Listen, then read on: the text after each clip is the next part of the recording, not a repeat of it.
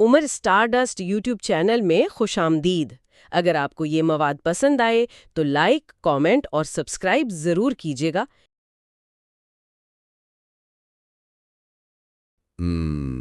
تصور کریں ایک طرف مانچسٹر کی کوئی بہت ہی ماڈرن فیکٹری ہے جہاں مشینوں کا بہت شور ہے، دھواں ہے اور جسے ہم ترقی کی علامت کہتے ہیں نا۔ ہاں بالکل، ترقی اور جدت کی گونج۔ اور دوسری طرف ہزاروں میل دور امریکہ میں مسیسپی کے کھیتوں میں کچھ مزدور ہیں جو بیڑیوں میں جکڑے ہوئے کڑی دھوپ میں پسینہ بہا رہے ہیں۔ بظاہر تو ان دونوں مناظر کا آپس میں کوئی خاص تعلق محسوس نہیں ہوتا۔ صحیح، عام طور پہ تو یہی لگتا ہے کہ ان کا کیا واسطہ۔ جی، لیکن ہارورڈ یونیورسٹی کے ایک بہت مشہور تاریخ دان ہیں سوین بیکرٹ۔ ان کی ریسرچ پڑھ کر پتہ چلتا ہے کہ ان دونوں مناظر کے بغیر آج کا ماڈرن کیپٹلزم یعنی ہمارا موجودہ سرمایہ دارانہ نظام کبھی وجود ہی میں نہیں آ سکتا تھا۔ یہ واقعی ایک بہت بڑا دعویٰ ہے۔ بالکل ہے۔ تو آج کے اس تفصیلی جائزے میں ہم نے سوچا کہ انہی ذرائع اور نوٹس کی مدد سے اس پوری عالمی عمارت کا جائزہ لیا جائے۔ یہ سمجھنے کی کوشش کریں گے کہ معیشت صرف آزاد منڈیوں کا نام نہیں ہے، بلکہ اس کے پیچھے تاریخ کی ایک بہت گہری، پیچیدہ اور میں کہوں گا کہ پرتشدد کہانی چھپی ہے۔ اور میں یہاں یہ بھی واضح کرتی چلوں کہ ہم یہاں کسی خاص سیاسی نظریے کی توثیق نہیں کر رہے، بلکہ بس یہ جاننے کی کوشش کر رہے ہیں کہ بیکرٹ نے اپنی تحقیق میں کیا سامنے رکھا ہے۔ صحیح کہا آپ نے، مطلب ہمارا مقصد صرف سورس مٹیریل کو سمجھنا ہے۔ بالکل۔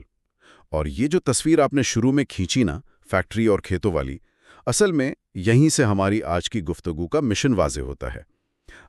روایتی طور پر ہمیں یہ سمجھایا جاتا ہے کہ سرمایہ داری بس ایک پرامن تجارت اور انڈسٹریل جدت کا نتیجہ ہے۔ ہاں، مطلب جیسے خریدار اور بیچنے والے اپنی مرضی سے ملے اور ترقی شروع ہو گئی۔ ایگزیکٹلی۔ لیکن بیکرٹ کی ریسرچ اس پورے پرسکون بیانیے کو ہلا کر رکھ دیتی ہے۔ وہ بتاتے ہیں کہ اس نظام کی تعمیر میں سلطنتوں کے پھیلاؤ، غلامی اور ریاستی طاقت کے بے دریغ استعمال کا کتنا بڑا ہاتھ تھا۔ اچھا، یہ تو کافی حیران کن ہے۔ لیکن ذہن میں فوراً یہ سوال آتا ہے کہ یہ اتنی بڑی بات کہہ کون رہا ہے؟ مطلب جب کوئی ہسٹری کی اتنی بنیادی کڑی کو چیلنج کرے تو اس بندے کا اپنا بیک گراؤنڈ دیکھنا بنتا ہے۔ بالکل بنتا ہے، اور بیکرٹ کا پس منظر دراصل وہ کنجی ہے جو اس پورے نظریے کو سمجھنے میں مدد دیتی ہے۔ وہ کیسے؟ دیکھیں، وہ جرمنی میں پیدا ہوئے، پھر امریکہ منتقل ہو گئے اور ہارورڈ سے اعلیٰ تعلیم حاصل کی۔ اب تاریخ کے مطالعے میں عام طور پر دو بڑے دھڑے ہوتے ہیں۔ اچھا، کون کون سے؟ ایک طرف یورپی تاریخی روایت ہے جس کا سارا زور ریاستوں، بادشاہوں، جنگوں اور مطلب بڑے بڑے اداروں پر ہوتا ہے۔ صحیح، وہ جو ہم اکثر کتابوں میں پڑھتے ہیں۔ بالکل۔ اور دوسری طرف امریکی سماجی تاریخ ہے جو عام لوگوں، مزدوروں کی تحریکوں اور نچلی سطح پر ہونے والی تبدیلیوں کو دیکھتی ہے۔ اب بیکرٹ کی خاص بات یہ ہے کہ ان کی ٹریننگ میں ان دونوں روایات کا ایک انوکھا ملاپ ہے۔ اس بات کو اگر میں تھوڑا آسان الفاظ میں سوچوں تو یہ کچھ ایسا ہی ہے جیسے کسی نے دو مختلف رنگوں والے 3D گلاسز پہن لیے ہوں۔ ارے واہ، یہ بہت زبردست مثال ہے۔ کیسے؟ مطلب اگر آپ صرف یورپین اینک سے ہسٹری کو دیکھیں گے تو آپ کو بس بادشاہ اور ان کی بڑی بڑی فیکٹریاں نظر آئیں گی، اور اگر آپ صرف امریکی اینک سے دیکھیں گے تو آپ کو کھیتوں میں کام کرتے مزدور اور ان کی جد و جہد نظر آئے گی۔ لیکن جب بیکرٹ نے ان دونوں عدسوں کو ملا دیا تو اچانک وہ پوری عالمی تصویر ایک 3D شکل میں سامنے آ گئی۔ بالکل صحیح کہا آپ نے۔ واہ! اور اسی لیے وہ تاریخ کو الگ الگ ٹکڑوں میں بانٹنے کے بجائے ایک گلوبل سسٹم کے طور پر دیکھ پائے۔ مطلب زیادہ تر تاریخ دانوں کا مسئلہ یہ ہوتا ہے نا کہ وہ اپنی زبانوں یا جغرافیائی سرحدوں تک محدود رہتے ہیں۔ ہاں، کوئی برطانوی ہسٹری لکھ رہا ہے تو کوئی صرف امریکی ہسٹری۔ ایگزیکٹلی۔ لیکن بیکرٹ نے اس سرحد کو توڑا۔ انہوں نے دیکھا کہ کیسے برطانوی پارلیمنٹ کے قوانین، افریقہ سے لائے گئے انسانوں اور امریکہ میں اگنے والی فصلوں کے درمیان ایک ڈائریکٹ کنیکشن تھا۔ اچھا، یہاں سے نا گفتگو ایک ایسے رخ پر جا رہا ہے جو تھوڑا سا ہضم کرنا مشکل ہو رہا ہے۔ وہ کیوں؟ کیونکہ ہم نے تو اسکول کی کتابوں سے لے کر اکنامکس کے کورسز تک ہمیشہ یہی پڑھا ہے نا کہ بھئی مارکیٹ کو اکیلا چھوڑ دو، مطلب ایڈم اسمتھ کے انویزیبل ہینڈ یا غیر مرئی ہاتھ کے بارے میں پڑھا ہے کہ وہ خود ہی سب کچھ متوازن کر لیتا ہے۔ ہاں، فری مارکیٹ کا تصور۔ بالکل، لیکن بیکٹ کے دلائل سن کر ایسا لگ رہا ہے کہ جسے ہم فری مارکیٹ سمجھتے آئے ہیں وہ شروع میں کبھی فری تھی ہی نہیں۔ جی، اور یہ حیرانی بہت فطری ہے کیونکہ ہماری نصابی کتابیں اکثر ان تاریک پہلوؤں کو غائب کر دیتی ہیں۔ بیکٹ اس ابتدائی دور کو جنگی سرمایہ داری یا وار کیپٹلزم کا نام دیتے ہیں۔ وار کیپٹلزم، یہ تو بالکل متضاد الفاظ لگتے ہیں لیکن ان کے مطابق جن آزاد منڈیوں کا ہم ذکر کرتے ہیں نا، انہیں بنانے کے لیے ابتدا میں انتہائی منظم ریاستی اور عسکری طاقت کی ضرورت تھی۔ مطلب طاقت کے زور پر مارکیٹ بنائی گئی؟ بالکل، اسے ایک عملی مثال سے سمجھتے ہیں۔ اب سمندروں میں تجارتی جہازوں کو بحری قزاقوں یا حریفوں سے بچانے کے لیے ایک طاقتور نیوی کی ضرورت تھی۔ وہ کوئی معصوم سی تجارتی کمپنی تو نہیں تھی نا، ان کے پاس اپنی پرائیویٹ فوجیں تھیں جو جنگیں لڑتی تھیں اور مارکیٹس پر قبضے کرتی تھیں۔ تو ریاست اور تاجر ایک دوسرے سے الگ نہیں تھے؟ بالکل نہیں تھے۔ ریاست اپنی فوجی طاقت سے تاجروں کے لیے راستے ہموار کر رہی تھی۔ تو اس کا مطلب ہے کہ وہ جو انویزیبل ہینڈ کا تصور ہے اس نے اصل میں ایک بہت ہی بھاری فولادی دستانہ پہنا ہوا تھا؟ ارے بالکل، بہت خوبصورت بات کہی آپ نے۔ مطلب اس ہاتھ نے طاقت کے زور پر وہ شرطیں طے کیں جن پر بعد میں آزاد تجارت کا بورڈ لگا دیا گیا؟ 100% ایسا ہی ہے۔ اور یہ طاقت کا استعمال صرف سمندروں تک محدود نہیں تھا۔ مقامی سطح پر قانون بنائے گئے تاکہ لوگوں کو ان کی زمینوں سے نکالا جا سکے، تاکہ وہ مجبوراً فیکٹریوں میں سستے مزدور بن کر کام کریں۔ واہ! جی، تو بیکٹ کا استدلال یہ ہے کہ اس جبر کے بغیر آج کی یہ پرامن نظر آنے والی سرمایہ داری کبھی پروان ہی نہیں چڑھ سکتی تھی۔ یہ کوئی قدرتی ارتقاء نہیں تھا کہ خود بخود غاروں سے نکل کر بازار بن گئے۔ اسے باقاعدہ انجینئر کیا گیا ہے۔ ہاں، ایک پرتشدد انجینئرنگ کے ذریعے۔ یہ واقعی ذہن کو جھنجھوڑ دینے والا تصور ہے۔ اور اس وسیع نظریے کو ثابت کرنے کے لیے بیکٹ نے کوئی ہوائی باتیں نہیں کی، بلکہ میں دیکھ رہا تھا کہ انہوں نے ایک بہت ہی مخصوص چیز پر فوکس کیا ہے۔ آپ ان کی کتاب ایمپائر آف کاٹن کی بات کریں؟ جی بالکل، ایمپائر آف کاٹن یعنی کپاس کی سلطنت، جس نے دنیا بھر میں تہلکہ مچا دیا۔ انہوں نے اتنی بڑی ہسٹری کو سمجھانے کے لیے صرف ایک فصل کا انتخاب کیا۔ یہ فیصلہ بظاہر بڑا سادہ لگتا ہے، لیکن اس کے نتائج بہت گہرے ہیں۔ اصل میں نا کپاس کا انتخاب کرنے کی ایک بہت بڑی منطقی وجہ تھی۔ کپاس وہ پہلی حقیقی معنوں میں عالمی کموڈٹی تھی جس نے پوری دنیا کو ایک دھاگے میں پرو دیا۔ ایک دھاگے میں؟ وہ کیسے؟ میں بتاتی ہوں۔ بیکٹ پگرا میکینزم سمجھاتے ہیں۔ تصور کریں، لیورپول میں بیٹھا ایک تاجر لنڈن کے کسی بینک سے قرض لیتا ہے۔ اچھا۔ اس پیسے سے وہ برطانوی بحریہ کی حفاظت میں چلنے والے جہازوں کے ذریعے مسسپی سے کپاس خریدتا ہے، وہ کپاس جو وہاں غلاموں نے انتہائی جبر کے تحت اگائی تھی۔ اوہ صحیح۔ پھر وہ خام کپاس مانچسٹر آتی ہے، جہاں مقامی غریب مزدور بہت کم پیسوں پر اسے مشینوں میں کپڑا بناتے ہیں، اور پھر وہی کپڑا واپس ایشیا یا دوسری نو آبادیاتی مارکیٹس میں مہنگے داموں بیچ دیا جاتا ہے۔ اور اسی دوران جہاں تک مجھے یاد ہے، ان طاقتوں نے یہ بھی یقینی بنایا کہ ہندوستان جیسے ممالک کے جو مقامی چلاہے تھے ان کا روزگار تباہ کر دیا جائے۔ بالکل، ٹیکسز اور جابرانہ پالیسیوں کے ذریعے۔ جب میں اس پورے نیٹ ورک کے بارے میں پڑھ رہا تھا نا، تو مجھے آج کے دور کی یاد آ گئی۔ وہ کس طرح؟ دیکھیں، یہ کپاس صرف کوئی پہننے والی چیز تو نہیں تھی، یہ تو اس دور کا انٹرنیٹ تھا۔ ارے واہ، انٹرنیٹ! ہاں، مطلب جیسے آج انٹرنیٹ مختلف برازموں کو کیبلز کے ذریعے کنیکٹ کرتا ہے، بالکل ویسے ہی اس دور میں کپاس کے تجارتی راستوں نے امریکی کھیتوں، یورپی کارخانوں اور عالمی منڈیوں کو ایک ہی نیٹ ورک بنا دیا تھا۔ یہ تمثیل واقعی بہت زبردست ہے، لیکن اس میں ایک بنیادی فرق بھی ہے۔ اچھا، وہ کیا؟ دیکھیں، انٹرنیٹ تو معلومات کو دو طرفہ پھیلاتا ہے نا، دونوں طرف فائدہ ہوتا ہے، لیکن کپاس کا یہ نیٹ ورک خالصتاً ایک رخ پر چلتا تھا۔ مطلب صرف ایک طرف کا فائدہ؟ بالکل، اس کا واحد مقصد دنیا بھر سے خام مال اور انسانی محنت کو نچوڑ کر صرف ایک خاص خطے کی طرف منتقل کرنا تھا۔ اسی لیے بیکٹ کا یہ کام انڈسٹریل ریولوشن یعنی صنعتی انقلاب کو دیکھنے کا ہمارا زاویہ ہی بدل دیتا ہے۔ یہ پوائنٹ بہت اہم ہے، کیونکہ ہمیں تو یہی لگتا ہے کہ انڈسٹریل ریولوشن بس جیمز واٹ کے اسٹیم انجن بنانے یا یورپی ذہانت کا نتیجہ تھا۔ ہاں، جیسے انہوں نے خود ہی کو جادوئی چراغ رگڑا ہو۔ بالکل، ہم تو یہی سمجھتے ہیں کہ بس انہوں نے مشینیں بنائیں اور دنیا سے آگے نکل گئے۔ اور یہی وہ غلط فہمی ہے جسے یہ ریسرچ دور کرتی ہے۔ یورپ کی مشینیں اور ترقی اپنی جگہ، لیکن وہ مشینیں تب تک بیکار تھیں جب تک ان میں ڈالنے کے لیے بے تحاشا اور سستا خام مال موجود نہ ہو۔ اور وہ سستا خام مال کہاں سے آیا؟ ظاہر ہے زمینوں پر قبضے اور لاکھوں انسانوں کی غلامی سے۔ بیکرٹ ثابت کرتے ہیں کہ اگر امریکہ میں غلاموں کے کیمپ نہ ہوتے تو مانچسٹر کی فیکٹریاں کبھی اتنی تیزی سے نہیں چل سکتی تھیں۔ یہ کافی تاریخ حقیقت ہے۔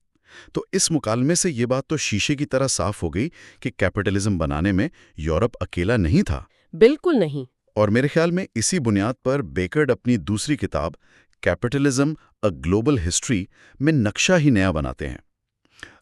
وہ اس روایتی یورو سینٹرک بیانیے کو، یعنی جو صرف یورپ کو مرکز مانتا ہے، اس کو پوری طاقت سے چیلنج کرتے ہیں۔ جی، اور وہ اس بات پر زور دیتے ہیں کہ ہمیں ماننا پڑے گا کہ ایشیا، افریقہ اور امریکہ اس پورے نظام کے بنیادی حصے تھے۔ وہ محض کوئی سائیڈ کیریکٹرز نہیں تھے۔ سائیڈ کیریکٹرز نہیں تھے، لیکن ہسٹری تو یہی بتاتی ہے کہ یورپ نے ترقی کی اور پھر مہربانی کر کے باقی دنیا کو ماڈرن بنایا۔ یہی تو مسئلہ ہے۔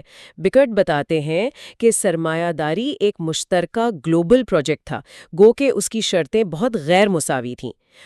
افریقہ کی انسانی جانیں، امریکہ کی زمینیں اور ایشیا کی پرانی مارکیٹس، یہ سب اس نظام کے لازمی حصے تھے۔ لیکن پھر ایک سوال اٹھتا ہے ذہن میں، جی پوچھیں۔ اگر ایشیا اور افریقہ ہی اصل انجن تھے اس نظام کے، تو پھر صدیوں تک ہماری کتابوں میں انہیں ثانوی حیثیت کیوں دی گئی؟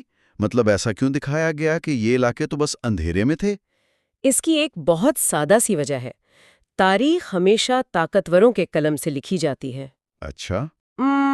جب 19ویں صدی میں یورپین طاقتوں نے دنیا پر غلبہ پا لیا تو انہوں نے جو تاریخ لکھی وہ ان کی اپنی کامیابی کی کہانی تھی۔ انہوں نے یہ بیانیہ بنایا کہ ان کی ترقی ان کی اپنی تہذیب اور ذہانت کا نتیجہ ہے۔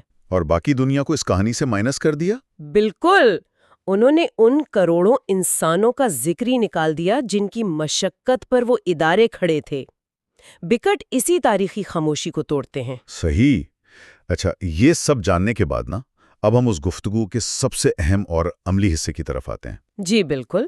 سننے والوں کے لیے کوئی بھی یہ سوچ سکتا ہے کہ یار یہ تو 200 سال پرانی تاریخ ہے، اس کا آج کی اس ماڈرن ڈیجیٹل دنیا سے کیا تعلق؟ ہاں، عام طور پر لوگ تاریخ کو بس ماضی کا قصہ سمجھتے ہیں۔ بالکل، لیکن ان کی ریسرچ دیکھ کر مجھے شدت سے احساس ہوا کہ یہ صرف تاریخ نہیں ہے، یہ تو آج کے معاشی نظام کی ایک طرح سے MRI رپورٹ ہے۔ بہت خوب۔ یہ MRI والی بات بہت فٹ بیٹھتی ہے۔ کر رہے ہیں۔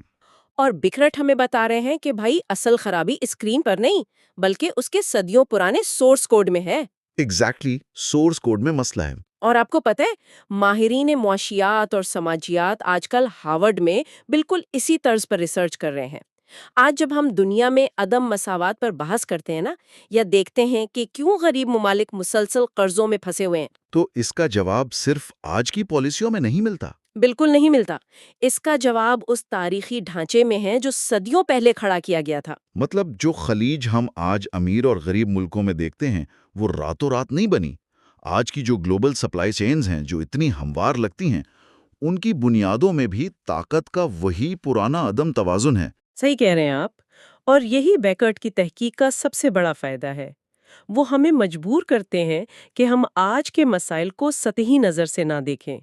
پرانے دور کی نوآبادیاتی پالیسیوں کے اثرات آج بھی عالمی تجارت کے اصولوں میں کسی نہ کسی شکل میں موجود ہیں۔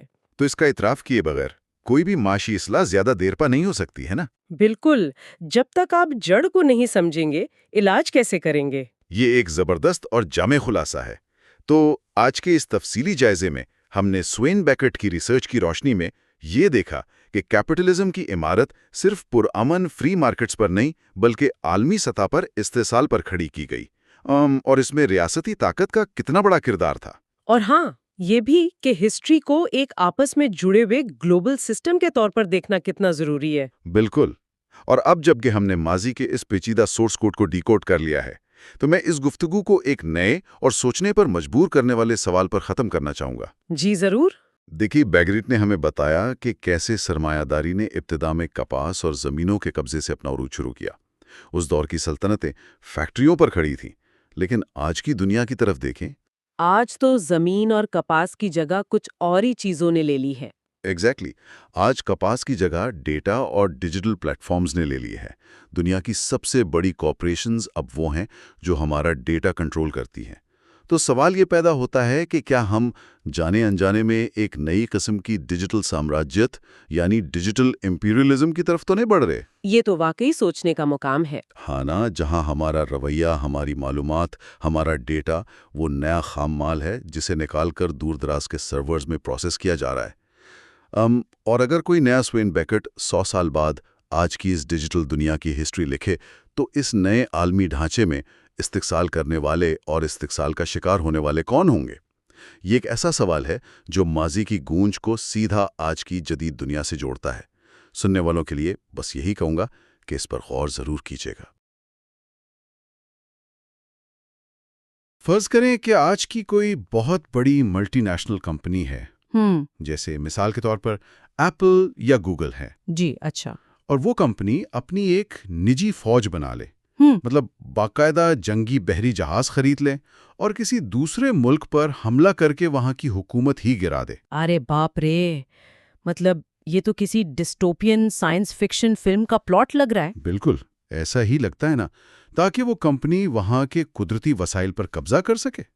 لیکن سامعین کے لیے حیرت کی بات یہ ہوگی کہ جس جدید عالمی معیشت اور سرمایہ داری کو ہم آج دیکھتے ہیں، اس کی بنیاد بالکل ایسے ہی رکھی گئی تھی۔ جی، اور یہ جاننا بہت ضروری بھی ہے۔ میں ہوں آپ کا میزبان، اور آج کے اس تفصیلی جائزے میں ہم اس بات کی گہرائی میں جائیں گے کہ یہ جو ہمارے ذہن میں ایک بہت ہی صاف ستھری تصویر ابھرتی ہے نا معاشی ترقی کی، ہاں، وہ یورپ کی کسی پرانی فیکٹری والی تصویر۔ بالکل، جیسے کسی فیکٹری میں بھاپ سے چلنے والا انجن دھواں اگل رہا ہے اور کچھ لوگوں نے مل کر ایک صبح پرامن طریقے سے یہ نیا نظام ایجاد کر لیا۔ دیکھیں، میں یہاں یہ کہنا چاہوں گی کہ یہ جو کہانی ہے نا، مطلب سننے میں تو بہت مسحور کن لگتی ہے، لیکن یہ کافی گمراہ کن بیانیہ ہے۔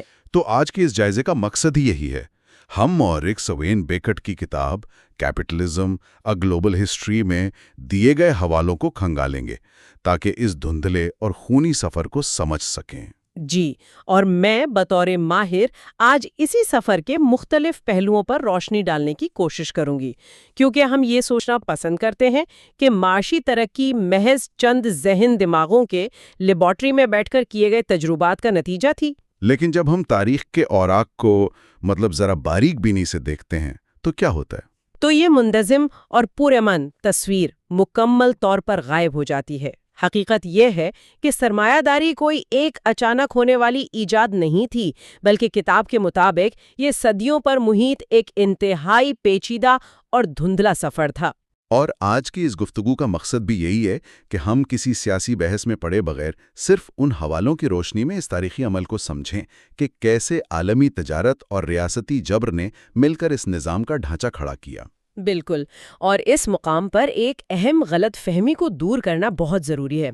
ہم اکثر سمجھتے ہیں کہ یہ نظام ایک سیدھی لکیر میں چل کر یہاں تک پہنچا، لیکن سوین بیکٹ کی تحقیق بہت واضح کرتی ہے کہ یہ نظام مختلف معاشروں کے آپس میں ٹکرانے کا نتیجہ تھا۔ یعنی وہ ایک دوسرے میں ضم ہو رہے تھے؟ جی، اور خاص طور پر ان کے زبردستی ایک دوسرے میں ضم ہونے کا نتیجہ تھا۔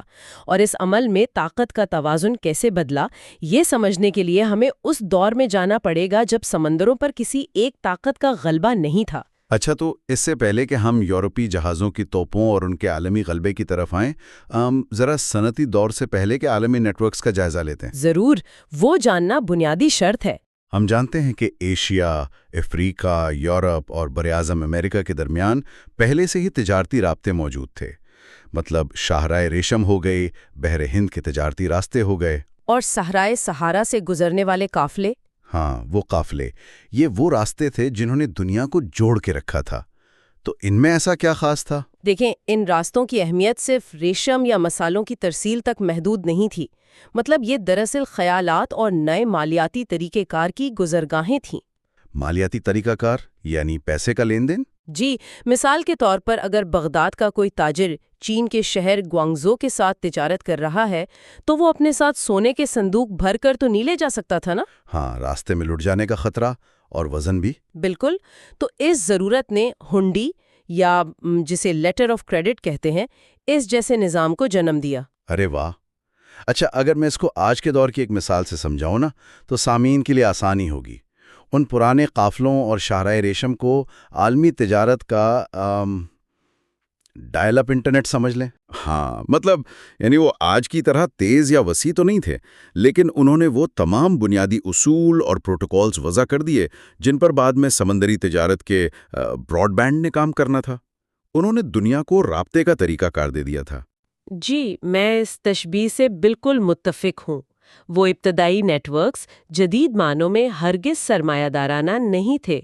مطلب ان کا مقصد وسائل کو نچوڑنا یا عالمی منڈیوں پر اجارہ داری قائم کرنا نہیں تھا. صحیح، وہ بس تجارت کر رہے تھے. ہاں، لیکن انہوں نے ایک ایسا معاشی ماحولیاتی نظام یا ایکو سسٹم ضرور ترتیب دے دیا تھا جو بعد میں آنے والی تبدیلیوں کے لیے ایک بنیاد ثابت ہوا. جس پر بعد میں عمارت کھڑی کی گئی. بالکل. انہوں نے طویل فاصلے کی تجارت، ادھار پر لین دین اور ایک دوسرے پر اعتماد کے ایسے نظام بنائے جن کے بغیر منافع کمانے کا اگلا مرحلہ ممکن ہی نہیں تھا. اچھا، یہاں نا ایک سوال پیدا ہوتا ہے جو مجھے تھوڑا الجھا رہا ہے. جی پوچھیے. یہ دنیا جو امن پسند تجارتی راستوں پر چل رہی تھی، وہ اچانک عالمی تسلط کی اس اندھی دوڑ میں کیسے بدل گئی؟ مطلب 15ویں صدی اور اس کے بعد کی سمندری مہمات میں ایسا کیا بدل دیا کہ پرانا نظام بالکل بکھر گیا؟ دیکھیں، اس کی بڑی وجہ جغرافیہ اور طاقت کی منتقلی تھی. 15ویں صدی کے آخر میں جب یورپی طاقتوں نے جن میں پرتگالی، ہسپانی اور بعد میں ڈچ اور برطانوی شامل تھے، اور فرانسیسی بھی. جی ہاں، فرانسیسی بھی، جب انہوں نے سمندروں کا رخ کیا تو انہوں نے تجارت کا مرکز زمین سے ہٹا کر بحر اوقیانوس کی طرف موڑ دیا. لیکن یہاں ایک بنیادی فرق تھا. اور وہ فرق کیا تھا؟ وہ صرف آمنا تامنا طریقے سے سامان خریدنے یا بیچنے نہیں نکلے تھے. وہ باقاعدہ ہتھیاروں سے لیس تھے. ان کا مقصد وسائل پر براہ راست قبضہ کرنا تھا. مطلب وہ صرف تاجر نہیں تھے، وہ فاتح بن کر گئے تھے. یہی وہ نقطہ ہے جہاں مصنف سیوائن بیکرڈ اپنی کتاب میں جنگی سرمایہ داری یا وار کیپٹلزم کی اصطلاح استعمال کرتے ہیں. وار کیپٹلزم نام سے کافی خوفناک لگتا ہے. اور پوٹسی جیسی جگہوں سے بے پناہ چاندی نکالی. اور یہ چاندی پھر کہاں جاتی تھی؟ یہ چاندی پھر ایشیا جا کر وہاں سے مسالے اور کپڑا خریدنے کے کام آتی تھی. اس پورے نظام میں فوجی طاقت اور تجارت آپس میں اس قدر گتھم گتھا ہو چکے تھے کہ انہیں الگ کرنا ناممکن تھا. میں یہاں آپ کو تھوڑا سا روکوں گا. جی. ایک سوال ہے میرا. جی ضرور. کیا ہم یہ کہہ سکتے ہیں کہ اس نئے نظام میں جو تشدد ہمیں ہر طرف نظر آتا ہے، یعنی زمینوں پر قبضے، قتل و غارت، کیا یہ اس دور کی محض ایک خرابی تھی؟ مطلب ایک سائیڈ ایفیکٹ؟ ہاں، یا پھر جس طرح بیکرٹ اسے جنگی سرمایہ داری کہتے ہیں، کیا تشدد اور ریاستی طاقت اس نئے معاشی نظام کا باقاعدہ ایک بزنس ماڈل تھا؟ یہ اس پوری بحث کا سب سے اہم پہلو ہے. کتاب کے دلائل کے مطابق تشدد کوئی سائیڈ ایفیکٹ یا خامے نہیں تھا، بلکہ یہ وہ انجن تھا جو اس ابتدائی سرمایہ داری کو چلا رہا تھا. مطلب تشدد کے بغیر یہ نظام چل ہی نہیں سکتا تھا؟ بالکل نہیں. یورپی ریاستیں اپنے تاجروں اور کمپنیوں کی باقاعدہ سرپرستی کر رہی تھیں. انہیں توپوں سے لیس بحری جہاز اور فوجیں مہیا کر رہی تھیں. کیونکہ شاید پرامن تجارت سے اتنا منافع ممکن نہیں تھا. بالکل، کیونکہ دنیا بھر کے خام مال اور نئی منڈیوں تک رسائی صرف مسابقت سے حاصل نہیں کی جا سکتی تھی. مقامی آبادیوں کو غلام بنانے اور ان کے وسائل کو بے دردی سے نچوڑنے کے لیے ریاست کی فوجی طاقت کا استعمال ناگزیر تھا. اچھا، ذرا ایک منٹ رک کر اس بات کی گہرائی کو سمجھتے ہیں. جی. جب ہم وسائل نچوڑنے اور فوج طاقت کی بات کرتے ہیں تو ہم صرف سونے چاندی کے سکوں یا زمینوں پر قبضے کی بات نہیں کر رہے. نہیں، اس سے بہت آگے کی بات ہے. اس فوجی اور تجارتی ملاپ کو چلانے کے لیے اور براعظم امریکہ میں قائم ہونے والی ان بڑی پلانٹیشنز یا باغات کی معیشت کو چلانے کے لیے ایک بہت سستی اور بے پناہ انسانی مشقت کی ضرورت تھی. جی، اور جس نے انسانی تاریخ کے ایک انتہائی تاریک باپ کو جنم دیا. یعنی بحر اوقیانوس کی غلاموں کی تجارت. بالکل، اس پہلو کو سمجھے بغیر سرمایہ داری کی تاریخ مکمل نہیں ہو سکتی، اور یہ بہت تکلیف دہ حقیقت ہے۔ ہم یہاں چند 100 یا 1000 لوگوں کی بات نہیں کر رہے۔ لاکھوں کی تعداد تھی۔ جی ہاں، لاکھوں افریقی انسانوں کو زبردستی ان کے گھروں سے اغوا کیا گیا، انہیں زنجیروں میں جکڑ کر بحری جہازوں کے نچلے حصوں میں جانوروں کی طرح بھرا گیا اور براعظم امریکہ لایا گیا۔ اوہ، چلیں اس بات کو تھوڑا اور کھولتے ہیں۔ یہ صرف ظلم نہیں تھا، یہ ایک پورا سپلائی چین میکانزم تھا۔ بالکل، ایک معاشی ماڈل تھا۔ ذرا سوچئے، ان انسانوں کو وہاں لا کے کیا کروایا گیا؟ ان سے کیریبین اور امریکہ کے باغات میں گنے، کپاس اور تمباکو کی کاشت کروائی گئی۔ اور یہ وہ نقداور فصلیں تھیں جن کی یورپ میں بے پناہ مانگ تھی۔ یعنی منافع ہی منافع۔ جی، اس میں جو معاشی میکانزم کام کر رہا تھا وہ کتاب کے مطابق حیران کن حد تک شفاف تھا۔ غلاموں کی تجارت نے یورپ، افریقہ اور امریکہ کے درمیان ایک تکونی تجارت، یا جسے ٹرائنگولر ٹریڈ کہتے ہیں، اس کا نظام قائم کیا۔ یہ ٹرائنگولر ٹریڈ کیسے کام کرتی تھی؟ دیکھیں، یورپ سے تیار مال افریقہ جاتا، وہاں سے غلام خرید کر امریکہ لائے جاتے، اور امریکہ سے کپاس اور چینی یورپ جاتی۔ ایک پورا چکر بن گیا تھا۔ بالکل، اور اس پورے چکر میں افریقی انسان محض ایک سرمایہ بن چکے تھے۔ انہیں باقاعدہ اثاثہ سمجھا جاتا تھا جس پر قرضے لیے جاتے تھے۔ انسانوں پر قرضے؟ جی، جن کی خرید و فروخت سے یورپ کے ابتدائی بینکوں نے اپنا سرمایہ اکٹھا کیا۔ مطلب انسانوں کو ضمانت کے طور پر استعمال کیا جاتا تھا۔ یہ سن کر واقعی ذہن چکرا جاتا ہے۔ مطلب ہم جس جدید، شاندار اور صنعتی دنیا کو آج دیکھتے ہیں، اس کا جو ابتدائی ایندھن تھا وہ انسانوں کا خون اور ان کی زبردستی کی مشقت۔ بدقسمتی سے تاریخی حقائق یہی بتاتے ہیں۔ جدید دنیا کے مالیاتی نظام اور صنعتی انقلاب کی اینٹوں میں یہ انسانی استحصال گارے کی طرح شامل ہے۔ اور اس استحصال کے اثرات آج تک محسوس کیے جا سکتے ہیں۔ اس جنگی سرمایہ داری نے صرف اس وقت منافع نہیں کمایا، بلکہ اس نے عالمی معیشت کے بنیادی ڈھانچے میں نسلی عدم مساوات کو ہمیشہ کے لیے پیوست کر دیا۔ وہ جو آج ہمیں امیر اور غریب ملکوں کا فرق نظر آتا ہے۔ بالکل، آج کے دور میں دنیا کے مختلف خطوں کے درمیان جو دولت کا پہاڑ جیسا فرق ہے، کتاب کے مطابق اس کی جڑیں اسی نو آبادیاتی لوٹ مار اور غلامی کے نظام میں ہے۔ صحیح۔ یورپ کے پاس جو بے تحاشا سرمایہ آیا، جس نے بعد میں فیکٹریوں اور کارخانوں کو جنم دیا، وہ اسی جبر کا نتیجہ تھا۔ ٹھیک ہے۔ اچھا، تو ایک طرف یورپ بحر اوقیانوس کے پار سے مفت کی مشقت اور خام مال اکٹھا کر رہا تھا۔ جی، لیکن دیکھیں، خام مال تو تبھی منافع بخش ہوتا ہے نا جب اسے کسی تیار شدہ چیز میں بدل کر بیچا جائے، اور اس وقت یورپ کوئی مینوفیکچرنگ کا مرکز تو تھا نہیں۔ بالکل بھی نہیں۔ یہ تو ایشیا تھا، خاص طور پر بھارت اور چین جو اس وقت دنیا کے کارخانے تھے۔ تو یہ طاقت کا توازن جہاں سے ہم نے بات شروع کی تھی، وہ ایشیا سے چھن کر یورپ کے پاس کیسے گیا؟ یہ ایک ایسا سوال ہے جو اکثر روایتی تاریخ میں نظر انداز کر دیا جاتا ہے۔ پرانے بیانیے یہ تاثر دیتے ہیں کہ ایشیا تو تکنیکی طور پر پچھڑا تھا اور یورپ نے آ کر اسے جدید بنایا۔ ہاں، ہمیں اسکولوں میں بھی اکثر یہی پڑھایا جاتا ہے۔ جی، لیکن کتاب کے مصنف کا استدلال ہے کہ حقیقت اس کے بالکل برعکس تھی۔ چین کا ریشم اور مٹی کے برتن اور بھارت کی ٹیکسٹائل انڈسٹری، خاص طور پر بنگال کا سوتی کپڑا، پوری دنیا میں اپنی مثال نہیں رکھتا تھا۔ ان کا مال پوری دنیا میں بکتا تھا۔ بالکل، یہ علاقے پیداواری لحاظ سے یورپ سے کہیں زیادہ ترقی یافتہ تھے۔ تو پھر یورپ نے اس ایشیائی تجارتی غلبے کو کیسے توڑا؟ کیا انہوں نے اچانک ایشیا سے بہتر چیزیں بنانے شروع کر دی تھی؟ شروع میں بالکل نہیں، ان کے پاس ایشیا کو بیچنے کے لیے کچھ تھا ہی نہیں، اسی لیے انہیں امریکہ کی چاندی چاہیے تھی تاکہ وہ ایشیا سے سامان خرید سکیں۔ اچھا، تو پھر تبدیلی کیسے آئی؟ بعد میں انہوں نے جنگی سرمایہ داری کا ایک اور ہتھ کنڈا استعمال کیا، جسے ڈی انڈسٹریلائزیشن یعنی مقامی صنعتوں کی تباہی کہا جاتا ہے۔ برٹش ایسٹ انڈیا کمپنی کی ہی مثال لے لیں۔ جی، انہوں نے کیا کیا؟ جب انہوں نے بنگال میں دیوانی کے حقوق یعنی ٹیکس جمع کرنے کا اختیار حاصل کیا، تو انہوں نے اسی مقامی ٹیکس کے پیسے سے بھارتی کپڑا خریدنا شروع کر دیا۔ ارے، اپنے پیسے بھی نہیں لگائے؟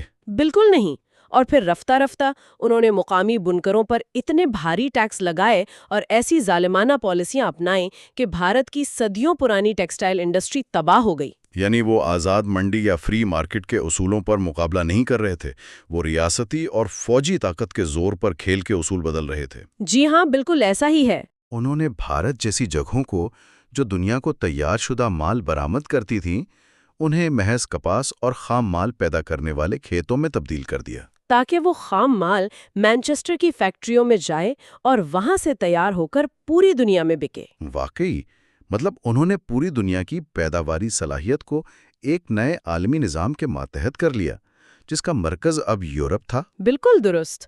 مصنف کا بنیادی نقطہ بھی یہی ہے کہ یہ سب فوجی تسلط کے بغیر ممکن نہیں تھا۔ اچھا، اب یہاں ایک اور بہت بڑی پہیلی سامنے آتی ہے۔ وہ کیا؟ یہ سب کچھ جو ہم ڈسکس کر رہے ہیں، مطلب سمندروں کے پار لاکھوں انسانوں کی منتقلی، اتنی بڑی بحری مہمات، دوسرے ممالک میں جنگیں لڑنا اور پوری دنیا کے خام مال کو کنٹرول کرنا، جی، اس سب کے لیے تو بے پناہ سرمایہ کی ضرورت تھی۔ اور اس میں خطرہ یا جسے رسک کہتے ہیں وہ بھی تو بہت زیادہ تھا۔ بہت زیادہ خطرہ تھا۔ مطلب سمندر میں جہاز ڈوب سکتا تھا، جنگ ہاری جا سکتی تھی، تو انہوں نے اس رسک کو کیسے مینج کیا؟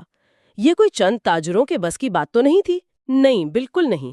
اور اسی ضرورت نے ان مالیاتی اداروں اور طریقوں کو جنم دیا جنہیں آج ہم جدید معیشت کی پہچان سمجھتے ہیں۔ اچھا، کون سے ادارے؟ دیکھیں، جب خطرہ بہت بڑا ہو گیا تو اسے کسی ایک شخص یا کمپنی تک محدود نہیں رکھا جا سکتا تھا۔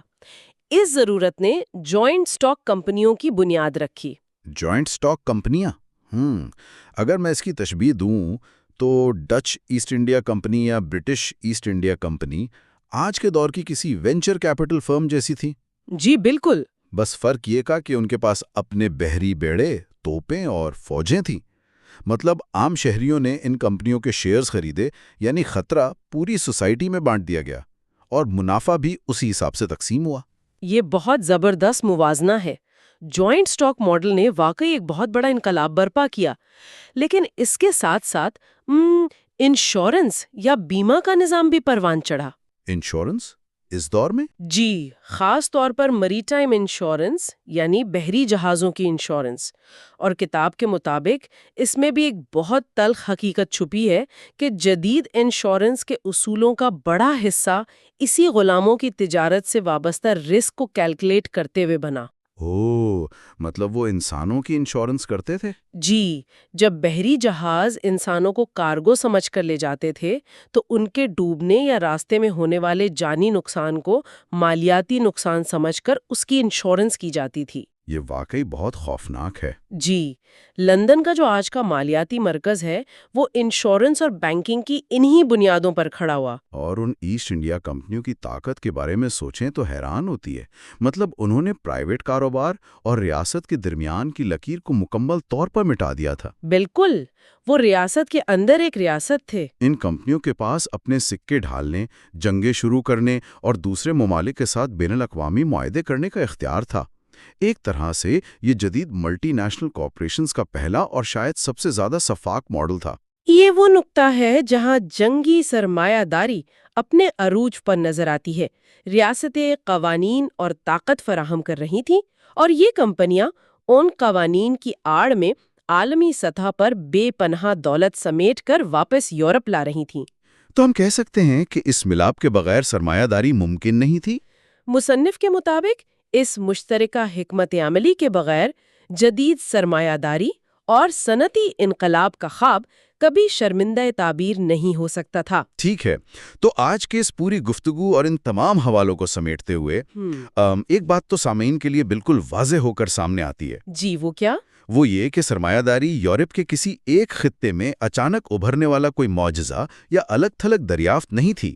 یہ دراصل عالمی سطح پر وسائل کو طاقت کے زور پر چھیننے کا نام تھا۔ جی، انسانی استحصال اور مقامی صنعتوں کی تباہی کا نام تھا۔ بالکل، اور دنیا کے مختلف خطوں کو زبردستی ایک ایسے نظام میں جوڑنے کا نتیجہ تھی جس کا مرکز اور فائدہ صرف ایک مخصوص حصے کو ہو رہا تھا۔ اور سامعین کے لیے ان تاریخی حقائق کا مطالعہ صرف ماضی کو جاننے کے لیے اہم نہیں ہے۔ ہم جس دنیا میں آج جی رہے ہیں نا، اس میں موجود ترقی یافتہ اور ترقی پذیر ممالک کے درمیان جو خلیج ہے، اور دولت کی انتہائی غیر مساوی تقسیم ہے۔ بالکل، وہ اس وقت تک سمجھ میں نہیں آ سکتی جب تک ہم اس کے اس پیچیدے اور دھندلے ارتقاء کو نہ سمجھیں۔ یہ عدم مساوات آج کے معاشی نظام میں کوئی تکنیکی خامی نہیں ہے، بلکہ یہ ایک فیچر ہے۔ جی، یہ اس کی وہ بنیاد ہے جو صدیوں کے جنگی اور معاشی انضمام سے رکھی گئی تھی۔ ہم آج کی دنیا کو اس تاریخ سے الگ کر کے نہیں دیکھ سکتے۔ بالکل درست۔ اب اس تفصیلی جائزے کو ختم کرنے سے پہلے میں کتاب کے حوالوں سے ہی ابھرنے والا ایک سوال سامعین کے غور و فکر کے لیے چھوڑنا چاہتا ہوں۔ جی ضرور۔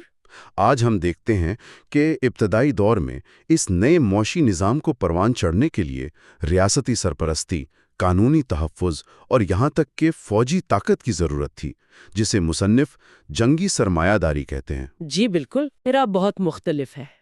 تو سوال یہ ہے کہ کیا واقعی ان کا ریاستی طاقت سے رشتہ مکمل طور پر ٹوٹ چکا ہے؟ جب جدید کمپنیاں اپنا عالمی غلبہ برقرار رکھنے کے لیے حکومتوں کے بنائے ہوئے بنیادی ڈھانچوں، بین الاقوامی تجارتی قوانین کے ریاستی دباؤ اور انٹلیکچوئل پراپرٹی کے تحفظ پر انحصار کرتی ہیں، یہ ایک بہت گہرا سوال ہے۔ تو کیا ہم واقعی اس پرانے ماڈل سے مکمل طور پر باہر آ چکے ہیں، یا آج کی دنیا میں طاقت اور سرمایہ کا ملاپ محض ایک نئی اور پوشیدہ شکل اختیار کر چکا ہے؟ سامعین، اس پہلو پر ضرور غور کیجیے گا۔ آج کے جائزے کے لیے اتنا ہی۔ کیا کبھی یہ خیال ذہن میں آیا ہے کہ آج کی یہ جو جدید معیشت ہے، مطلب یہ وال اسٹریٹ کی اونچی عمارتیں اور لندن کے چمکتے ہوئے بینکس، یہ سب آخر بنے کیسے؟ ہم اکثر یہی تصور کرتے ہیں کہ اس کی شروعات کچھ بہت ہی ذہین لوگوں کے پرامن معاہدوں سے ہوئی ہوگی۔ ہاں، یا ٹیکنالوجی کی جدت اور فری مارکیٹ کے قدرتی ارتقاء سے۔ لیکن اگر یہ کہا جائے کہ اس جدید مالیاتی نظام کی بنیاد کسی ٹیکنالوجی یا پرامن تجارت پر نہیں تھی، تو پھر کس چیز پر تھی؟ اس کی بنیاد دراصل غلاموں کے جہازوں پر انسانی جانوں کی انشورنس ویلیو کیلکولیٹ کرنے والے اکاؤنٹنٹس نے رکھی تھی۔ دیکھیں، یہ ایک ایسا تاریخی سچ ہے جو ہمیں عموماً نصابی کتابوں میں نہیں ملتا۔ ہم اکثر مارکیٹس کو ایک بہت ہی پرامن اور خودکار مشین سمجھتے ہیں جو وقت کے ساتھ ساتھ بس خود ہی بہتر ہوتی گئی۔ بالکل، ہم ایسا ہی سوچتے ہیں۔ لیکن جب ہم تاریخ کے اوراق پلٹتے ہیں تو معلوم ہوتا ہے کہ ان گلوبل سپلائی چینز کی شروعات کسی صاف ستھرے بورڈ روم کی میٹنگز میں نہیں، بلکہ جنگی جہازوں اور بندوقوں کے زور پر ہوئی تھی۔ اور آج کے اس ڈیپ ڈائیو میں ہم بالکل یہی کرنے جا رہے ہیں۔ ہم ہارورڈ کے مشہور مورخ سوین بیکرٹ کی کتاب کیپٹلزم ایک گلوبل ہسٹری اور اس سے جڑے ذرائع کا ایک تفصیلی جائزہ لیں گے۔ اور ہمارا مقصد یہ سمجھنا ہے کہ دنیا کا موجودہ معاشی نظام واقعی کیسے تعمیر ہوا۔ بالکل، ہم ان کہانیوں کو ڈی کوڈ کریں گے جو ہمیں بتاتی ہیں کہ سرمایہ داری کا ارتقاء محض ایک پرامن عمل نہیں تھا، بلکہ سامراجیت اور غلامی نے کس طرح اس کی بنیادیں کھڑی کی۔ اور دیکھیں، اس بحث کا مقصد صرف تاریخ کی کلاس لینا نہیں ہے۔ اگر ہم آج کی دنیا میں موجود معاشی عدم مساوات کو سمجھنا چاہتے ہیں کہ کیوں کچھ ممالک مسلسل امیر ہیں اور کچھ غریب، جی بالکل، تو ہمیں اس کی جڑوں تک جانا ہوگا۔ موجودہ معاشی حقائق کو ان کے ماضی سے کاٹ کر سمجھنا بالکل ناممکن ہے۔ تو چلے سب سے پہلے اس روایتی کہانی کو چیلنج کرتے ہیں جو ہم سب نے اسکولوں میں پڑھی ہے۔ ہاں، وہ 16ویں اور 19ویں صدی کے درمیان والی کہانی۔ بالکل، ہمیں بتایا جاتا ہے کہ ہسپانوی، ڈچ، برطانوی اور فرانسیسی سلطنتیں پوری دنیا میں پھیل رہی تھیں، اور یہ محض بادشاہوں کی اپنی سرحدیں بڑھانے کی جنگ تھیں۔ صحیح۔ لیکن بیکرٹ کی کتاب ایک بالکل مختلف تصویر پیش کرتی ہے۔ تھوڑا یہ سمجھائے نا کہ ایک سلطنت کا معاشیت سے کیا لینا دینا؟ مطلب کیا وہ صرف نقشے پہ اپنا رنگ نہیں بدل رہے تھے؟ بالکل نہیں۔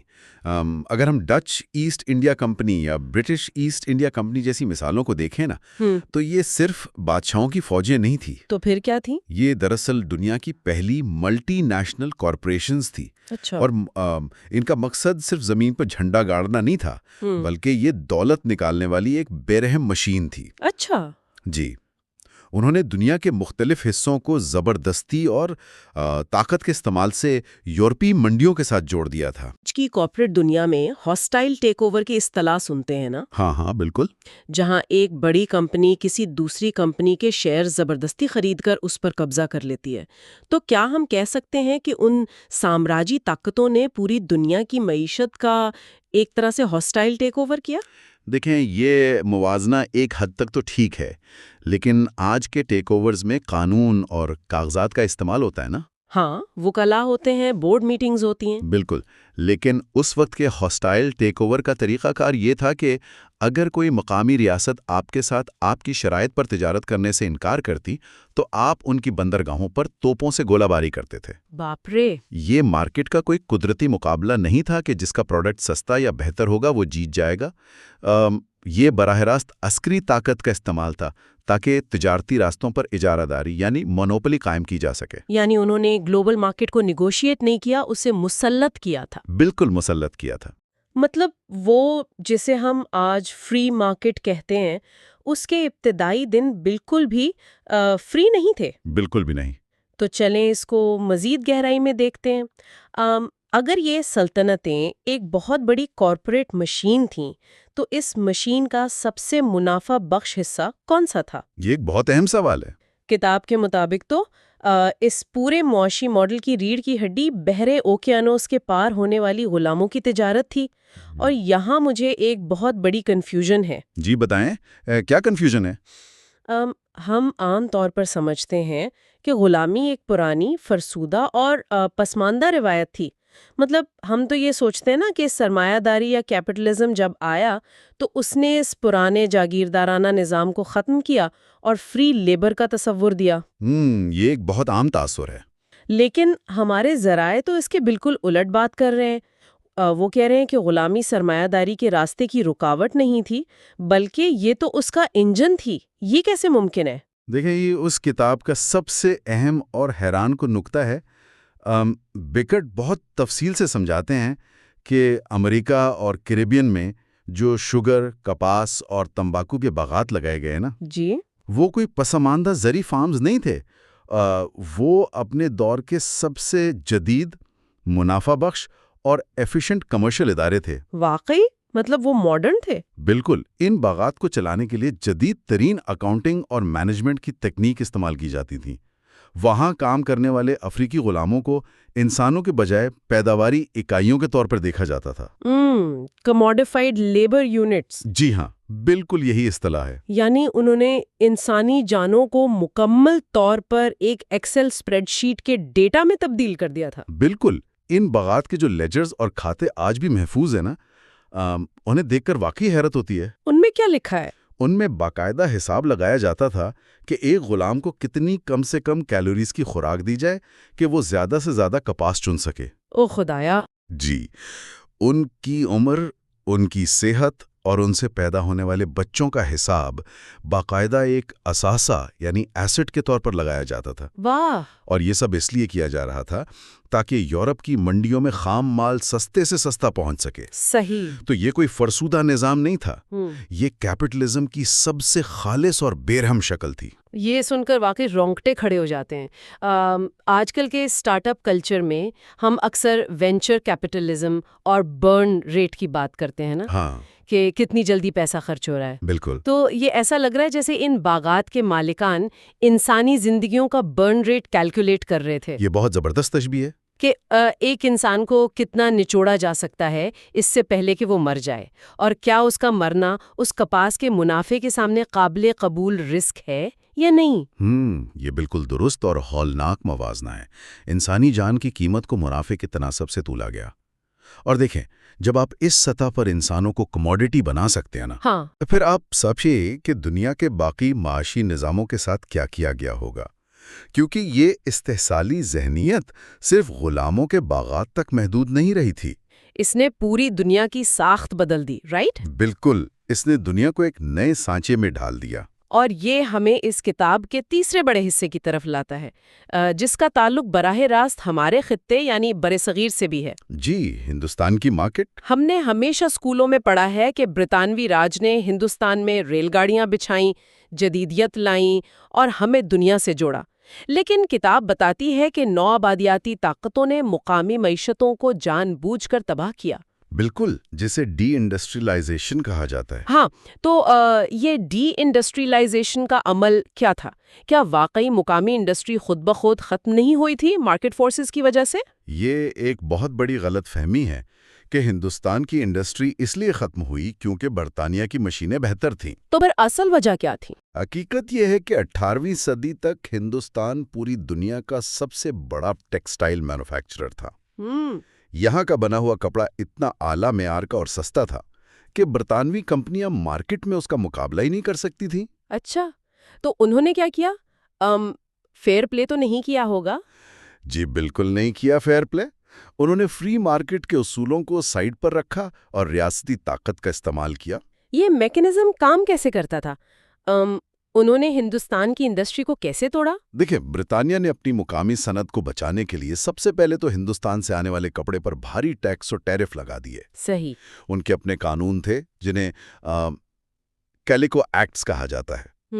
ان قوانین کے تحت برطانیہ میں ہندوستان کا بنا ہوا سوتی کپڑا پہننے پر باقاعدہ جرمانے عائد کیے گئے۔ مطلب انہوں نے امپورٹ ہی بین کر دی ایک طرح سے۔ ہاں، اور دوسری طرف جب انہوں نے ہندوستان پر سیاسی کنٹرول حاصل کر لیا تو انہوں نے ہندوستانی مارکیٹ کو برطانوی فیکٹریوں کے بنے ہوئے سستے اور ٹیکس فری کپڑے سے بھر دیا۔ اوہ، ڈمپنگ کی؟ بالکل، اور صرف یہی نہیں، مقامی جلاحوں پر تشدد کیا گیا۔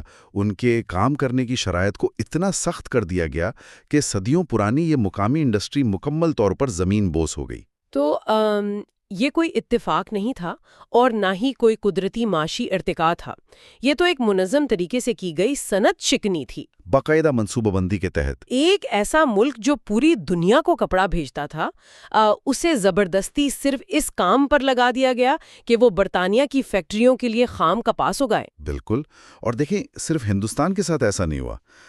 اگر آپ افریقہ اور کیریبین کی تاریخ دیکھیں تو وہاں صدیوں سے لوگ اپنی ضرورت کی خوراک خود اگاتے تھے۔ ان کے اپنے خود کفیل زرعی نظام تھے نا؟ جی، لیکن یورپی طاقتوں نے ان کی زمینیں چھین لیں اور انہیں مجبور کیا کہ وہ صرف ایک ہی فصل یعنی کیش کراپ اگائیں۔ اچھا، جسے مونو کلچر کہتے ہیں۔ بالکل، پوری کی پوری قوموں کو صرف کافی، ربڑ یا چینی پیدا کرنے والی مشینوں میں تبدیل کر دیا گیا۔ اس عمل نے ان خطوں کی معاشی آزادی کو ہمیشہ کے لیے چھین لیا۔ مجھے یہاں ایک اور الجھن ہو رہی ہے۔ جی بتائیں۔ اگر آپ لاکھوں انسانوں کو غلام بنا رہے ہیں، ایک بر اعظم سے دوسرے بر اعظم منتقل کر رہے ہیں اور ہندوستان جیسے اتنے بڑے خطے کی روزی روٹی چھین رہے ہیں، تو ظاہر ہے لوگ چپ کر کے تو نہیں بیٹھیں گے نا۔ یقیناً مزاحمت تو ہوئی تھی، بغاوتیں تو ہوئی ہوں گی، اور ان بغاوتوں کو کچلنے کے لیے، ان بحری جہازوں کو چلانے کے لیے اور دنیا بھر میں فوجیں بھیجنے کے لیے بے تحاشا پیسے کی ضرورت پڑتی ہے۔ یہ سارا سرمایہ آ کہاں سے رہا تھا؟ آپ نے بالکل صحیح نقطہ اٹھایا ہے، اور یہیں سے ہمارے جدید مالیاتی نظام یعنی بینکنگ اور انشورنس کی کہانی شروع ہوتی ہے۔ اچھا، دیکھیں، عسکری طاقت اور مالیاتی اداروں کا ایک بہت گہرا گٹھ جوڑ تھا۔ غلاموں کی تجارت اور نوآبادیاتی مہمات انتہائی رسکی کام تھے۔ ظاہر ہے۔ بحری جہاز ڈوب سکتے تھے، غلام بغاوت کر سکتے تھے، مقامی لوگ حملہ کر سکتے تھے۔ کوئی اکیلا تاجر یہ سارا خطرہ یا رسک مول نہیں لے سکتا تھا۔ تو پھر انہوں نے اس رسک کو کیسے مینج کیا؟ کیا انہوں نے آج کے دور کی طرح انویسٹمنٹ پولز بنائے؟ جی بالکل، لنڈن اور ایمسٹرڈیم کے کافی ہاؤسز میں آج کے جدید بینکوں اور انشورنس کمپنیوں کی بنیاد رکھی گئی۔ واقعی؟ جی، مثال کے طور پر تاریخ کے کچھ بڑے مالیاتی اداروں کی شروعات اسی طرح ہوئی کہ انہوں نے غلاموں کے جہازوں کی انشورنس کرنا شروع کی۔ انشورنس جہازوں کی یا ان میں موجود انسانوں کی؟ دونوں کی۔ انہوں نے باقاعدہ ریاضیاتی ماڈلز بنائے کہ ایک جہاز میں کتنے غلام مریں گے، بغاوت کا کتنا فیصد چانس ہے، اور اس سب کے باوجود کتنا منافع کمایا جا سکتا ہے۔ یہ تو ناقابل یقین حد تک خوفناک ہے۔ ہم فنانس کو نمبرز، ڈیٹا اور الگوریدمز کی دنیا سمجھتے ہیں نا، لیکن ان نمبرز کے پیچھے اصل میں انسانی زندگیوں کے سودے ہو رہے تھے. مطلب انہوں نے ظلم کو ایک عام سی کاروباری سرگرمی بنا دیا تھا. بالکل ایسے ہی ہے.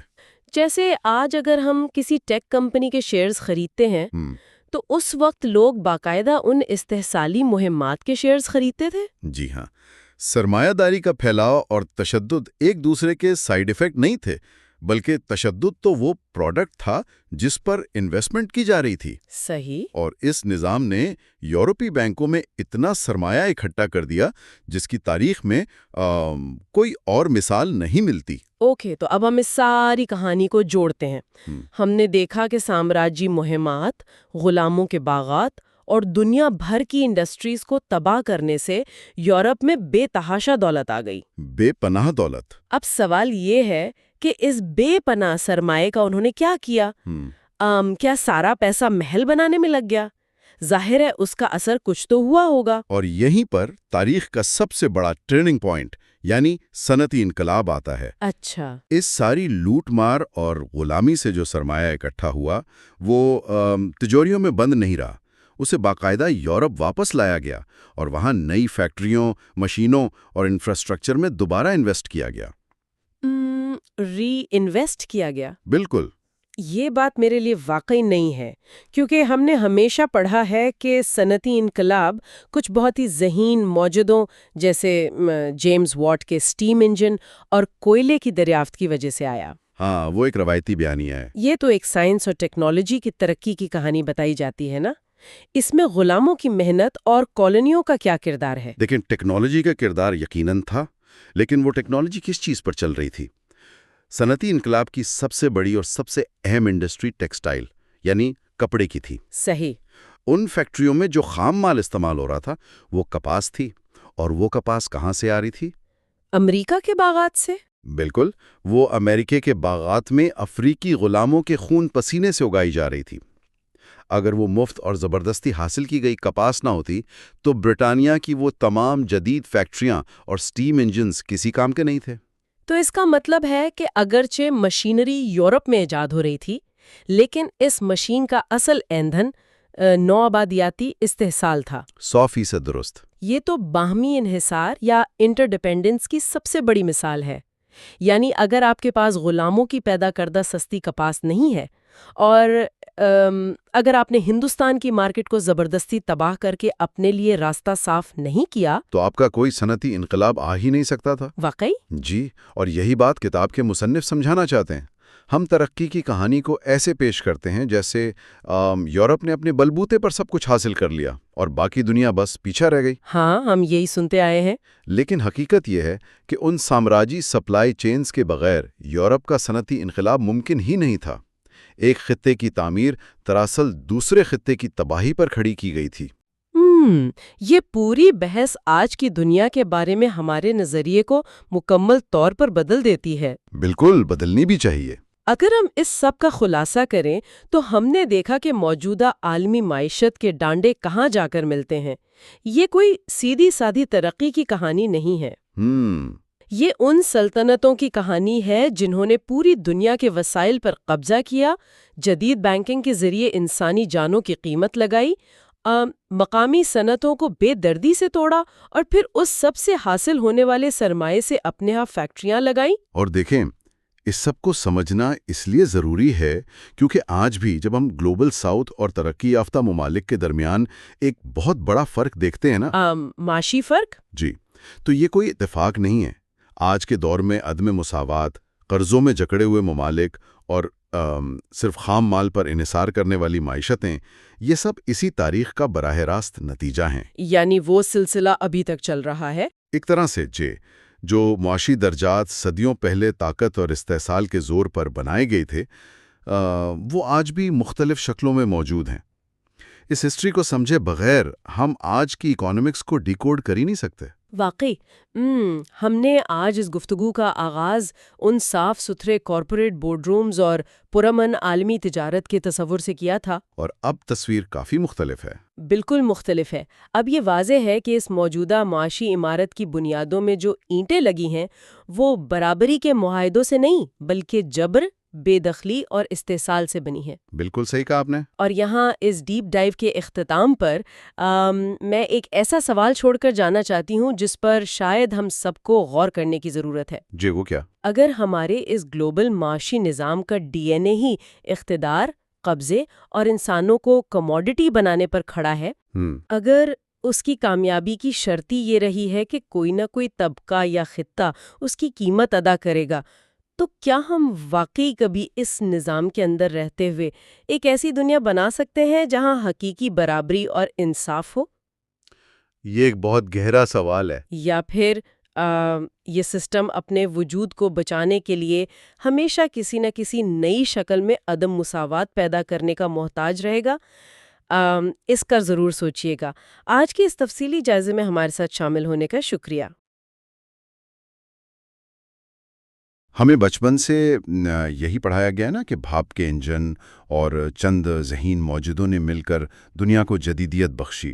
ہاں بالکل، ایک بہت ہی سیدھی سادی اور چمکدار سی کہانی سنائی جاتی ہے۔ صحیح، مطلب جس میں یورپ کی فیکٹریوں سے نکلنے والے دھوئیں کو انسانیت کی سب سے بڑی کامیابی کے طور پر پیش کیا جاتا ہے۔ اچھا، تو آئیے اس کو ذرا کھول کر دیکھتے ہیں۔ یہ بہت ضروری ہے کیونکہ ہم اکثر اس دھوئیں کے پیچھے چھپی حقیقت کو نظر انداز کر دیتے ہیں۔ بالکل۔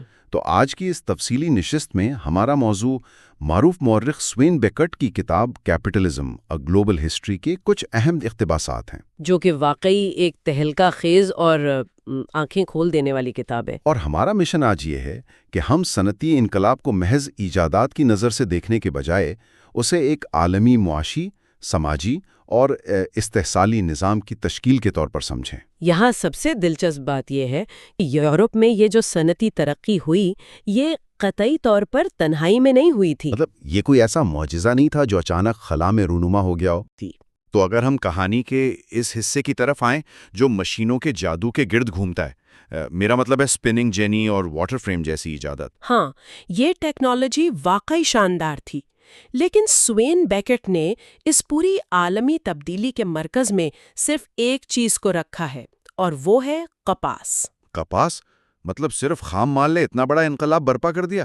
جی ہاں، کیونکہ ان عظیم الشان ٹیکسٹائل ملوں کو چلانے کے لیے جس خام مال کی اشد ضرورت تھی، وہ یورپ کے اپنے کھیتوں سے تو نہیں آ رہا تھا نا؟ صحیح، وہ تو کسی اور دنیا سے آ رہا تھا۔ بالکل، یہ ایک بہت بڑا اور پیچیدہ عالمی نیٹ ورک تھا، اور کتاب کے مطابق برٹینی ٹیکسٹائل ملز کا براہ راست تعلق امریکہ اور کیریبین کے کھیتوں سے تھا، جہاں افریقی نجات انسانوں سے جبری مشقت لی جا رہی تھی، یعنی غلامی کا نظام۔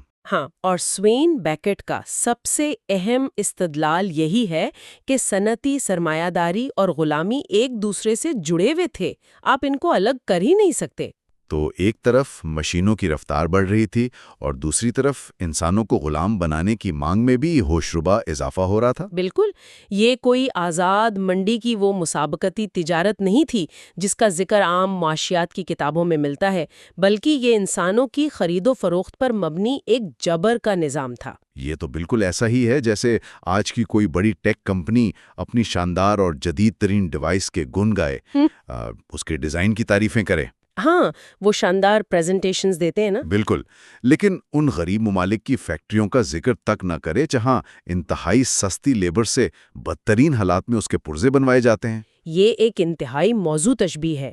کیمرے کا رخ جان بوجھ کر موڑ دیا جاتا ہے تاکہ پس منظر میں موجود وہ تلخ حقیقت چھپ جائے۔ مطلب کمپنی کی ساری کامیابی اسی سستے اور استحصالی سپلائی چین پر کھڑی ہوتی ہے، لیکن ہمیں صرف چمکدار ڈیوائس دکھائی جاتی ہے۔ اور اسی لیے ہم صنعتی انقلاب کو صرف ایک مقامی یا گھریلو یورپی تبدیلی قرار نہیں دے سکتے۔ یہ دراصل دولت کی ایک عالمی منتقلی تھی۔ ارے واہ، یہ بات تو ذہن میں آئی نہیں۔ خام مال تو اب جہازوں کے جہاز بھر کر یورپ پہنچنے لگا تھا۔ ہاں، اور اتنی بڑی مقدار میں آنے والی کپاس کو ان پرانے طریقوں سے پروسیس کرنا تو ممکن نہیں تھا نا، جب لوگ اپنے گھروں میں چھوٹی مشینوں پر کام کرتے تھے۔ تو اس کا مطلب ہے کہ اس خام مال کو ٹھکانے لگانے کے لیے انسانوں کو بھی مشینوں کے ساتھ ایک خاص ترتیب میں لانا ضروری تھا۔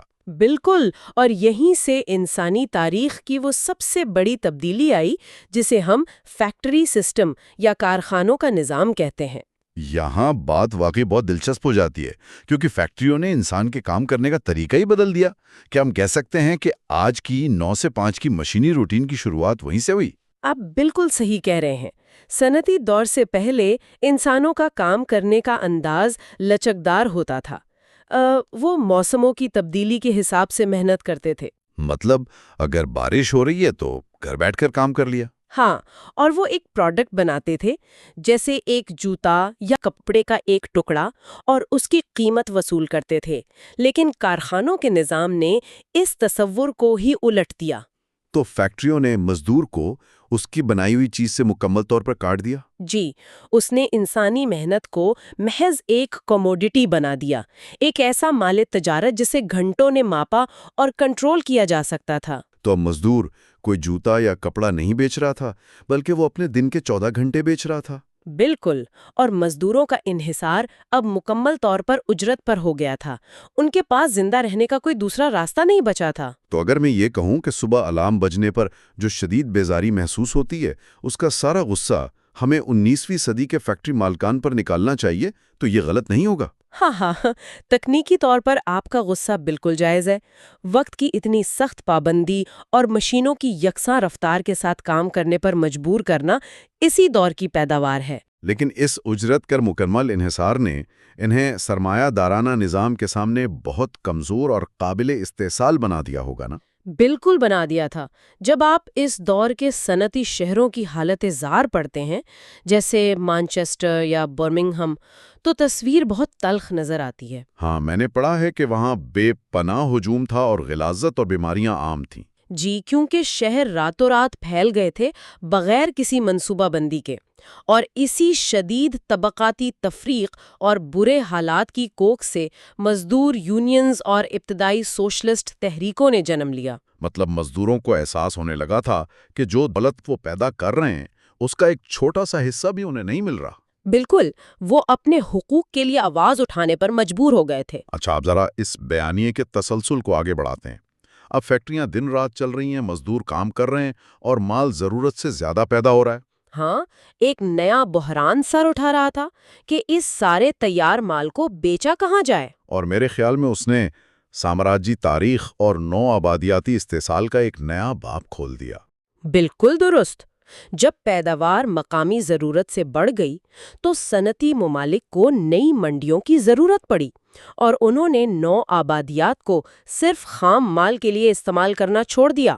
مطلب اب وہ ان ممالک کو اپنا تیار مال خریدنے پر بھی مجبور کرنے لگے؟ جی ہاں، ذرائع میں اسے کیپٹیو مارکیٹس یا قیدی منڈیاں کہا گیا ہے.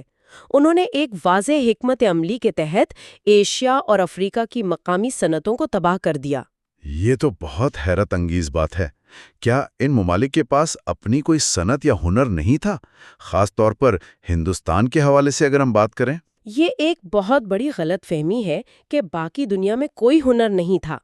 ہندوستان کی مثال اس کی سب سے بڑی دلیل ہے. برطانوی راج سے پہلے ہندوستان ٹیکسٹائل کی پیداوار کا عالمی مرکز تھا. تو پھر ایسا کیا ہوا؟ کیا برطانوی مشینیں واقعی اتنی بہتر تھیں کہ مقامی صنعت خود بخود دم توڑ گئی؟ نہیں، وہ خود بخود ختم نہیں ہوئی تھی.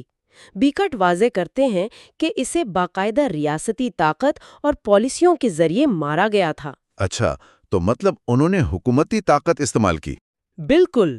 شروع میں ہندوستان کا بنا ہوا کپڑا اتنا عمدہ اور سستا تھا کہ برطانیہ اس کا مقابلہ نہیں کر سکتا تھا، تو انہوں نے ہندوستان سے آنے والے کپڑے پر بھاری ٹیکس لگا دیے تاکہ برطانوی صنعت کو اپنے پیروں پر کھڑا ہونے کا موقع مل سکے. جی، اور جب ان کی اپنی مشینیں پوری طرح چل پڑیں تو انہوں نے مقامی ہندوستانی صنعت پر ٹیکس لگا کر اسے تباہ کر دیا تاکہ عالمی پیداواری درجہ بندیوں کو نئے سرے سے برطانیہ کے حق میں ترتیب دیا جا سکے. تو اس سب کا مطلب کیا ہے؟ مطلب یہ کہ صنعتی ممالک کی یہ بے پناہ دولت دراصل باقی دنیا کو عالمی معیشت میں ماتحت بنانے کی قیمت پر حاصل کی گئی؟ آپ نے بالکل صحیح نتیجہ نکالا ہے. انہوں نے مقامی مارکیٹس پر طاقت کے زور سے قبضہ کر لیا تھا. یہ تو ایک پورا عالمی نیٹ ورک تھا، لیکن اس پورے فیکٹری اور تجارت کے جال کو چلانے کے لیے سرمایہ بھی تو درکار ہوگا نا؟ پیسہ کہاں سے آ رہا تھا؟ اور توانائی بھی. اس پورے نظام کو چلانے کے لیے عالمی مالیاتی نظام اور توانائی کے لامحدود ذرائع درکار تھے، جس نے ماحولیاتی تباہی کی بنیاد رکھی۔ ہاں، کیونکہ اتنی بڑی فیکٹریاں اور ریلوے لائنیں بچھانے کے لیے تو بہت سرمایہ چاہیے تھا۔ بالکل، اور یہیں سے بینکوں، کریڈٹ اداروں اور سرمایہ کاری کی منڈیوں کا عروج شروع ہوتا ہے۔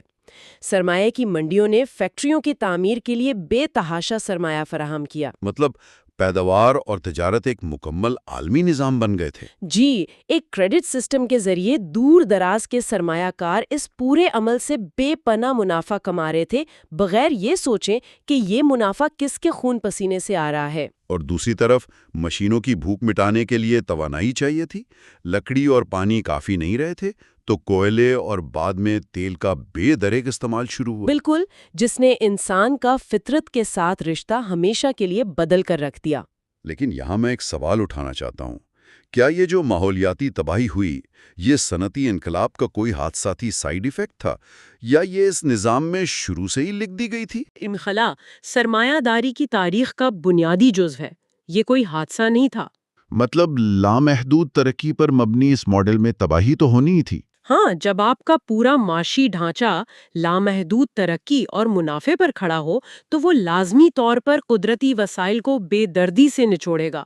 آج کا ماحولیاتی بحران اسی کی دین ہے۔ واقعی یہ ساری باتیں انسان کو سوچنے پر مجبور کر دیتی ہیں۔ اگر ہم اس تفصیلی نشست کو سمیٹیں تو یہ واضح ہو جاتا ہے کہ صنعتی انقلاب محض ٹیکنالوجی کا کمال نہیں تھا۔ بالکل، یہ پیداوار، محنت اور معاشی درجہ بندی کی ایک عالمی تشکیل نو تھی۔ اور جدید سرمایہ دارانہ نظام جدت پر تو کھڑا ہے، لیکن اس کی بنیادوں میں عدم مساوات اور عالمی استحصال بھی اتنا ہی گہرا پیوست ہے۔ ہاں، اور یہ سب جاننا آج کے دور میں اس لیے بھی انتہائی ضروری ہے کیونکہ ہم آج بھی اسی نظام کے اثرات دیکھ رہے ہیں۔ بالکل، اور یہی وجہ ہے کہ سننے والوں کے لیے اس پر غور کرنا اہم ہے۔ ہم آج بھی اسی معاشی، ماحولیاتی اور طبقاتی ڈھانچے میں زندگی گزار رہے ہیں۔ جی، آج کے عالمی معاشی تعلقات ہوں یا وسائل پر جھگڑے، یہ سب اسی دور کی پالیسیوں کا نتیجہ ہیں۔ بالکل صحیح۔ تو اس نشست کے اختتام پر ہم ایک ایسا سوال چھوڑ کے جا رہے ہیں جس پر ہم سب کو غور کرنا چاہیے۔ اور وہ سوال واقعی بہت اہم ہے۔ ہم نے دیکھا کہ کس طرح اس سرمایہ دارانہ نظام کی عمارت نو آبادیاتی ممالک کی سستی لیبر اور خام مال کی بنیاد پر کھڑی کی گئی تھی۔ جی بالکل۔ لیکن آج کے دور میں جب ترقی پذیر ممالک، جنہیں ہم گلوبل ساؤتھ کہتے ہیں، اگر وہ اس عالمی سپلائی چین میں اپنا ماتحت کردار ادا کرنے سے انکار کرنے لگیں اور اپنے وسائل پر خود کنٹرول مانگیں، تو پھر کیا ہوگا؟ کیا موجودہ سرمایہ دارانہ نظام اپنی بقا برقرار رکھ پائے گا؟ ہاں، یا پھر یہ ایک نئے عالمی معاشی انقلاب کا آغاز ہوگا؟ یہ وہ سوال ہے جو ہمیں آنے والے کل کے بارے میں سوچنے کی دعوت دیتا ہے۔ تو اگلی بار جب آپ کوئی جدید چیز دیکھیں تو اس کے پیچھے کی کہانی ضرور سوچیے گا۔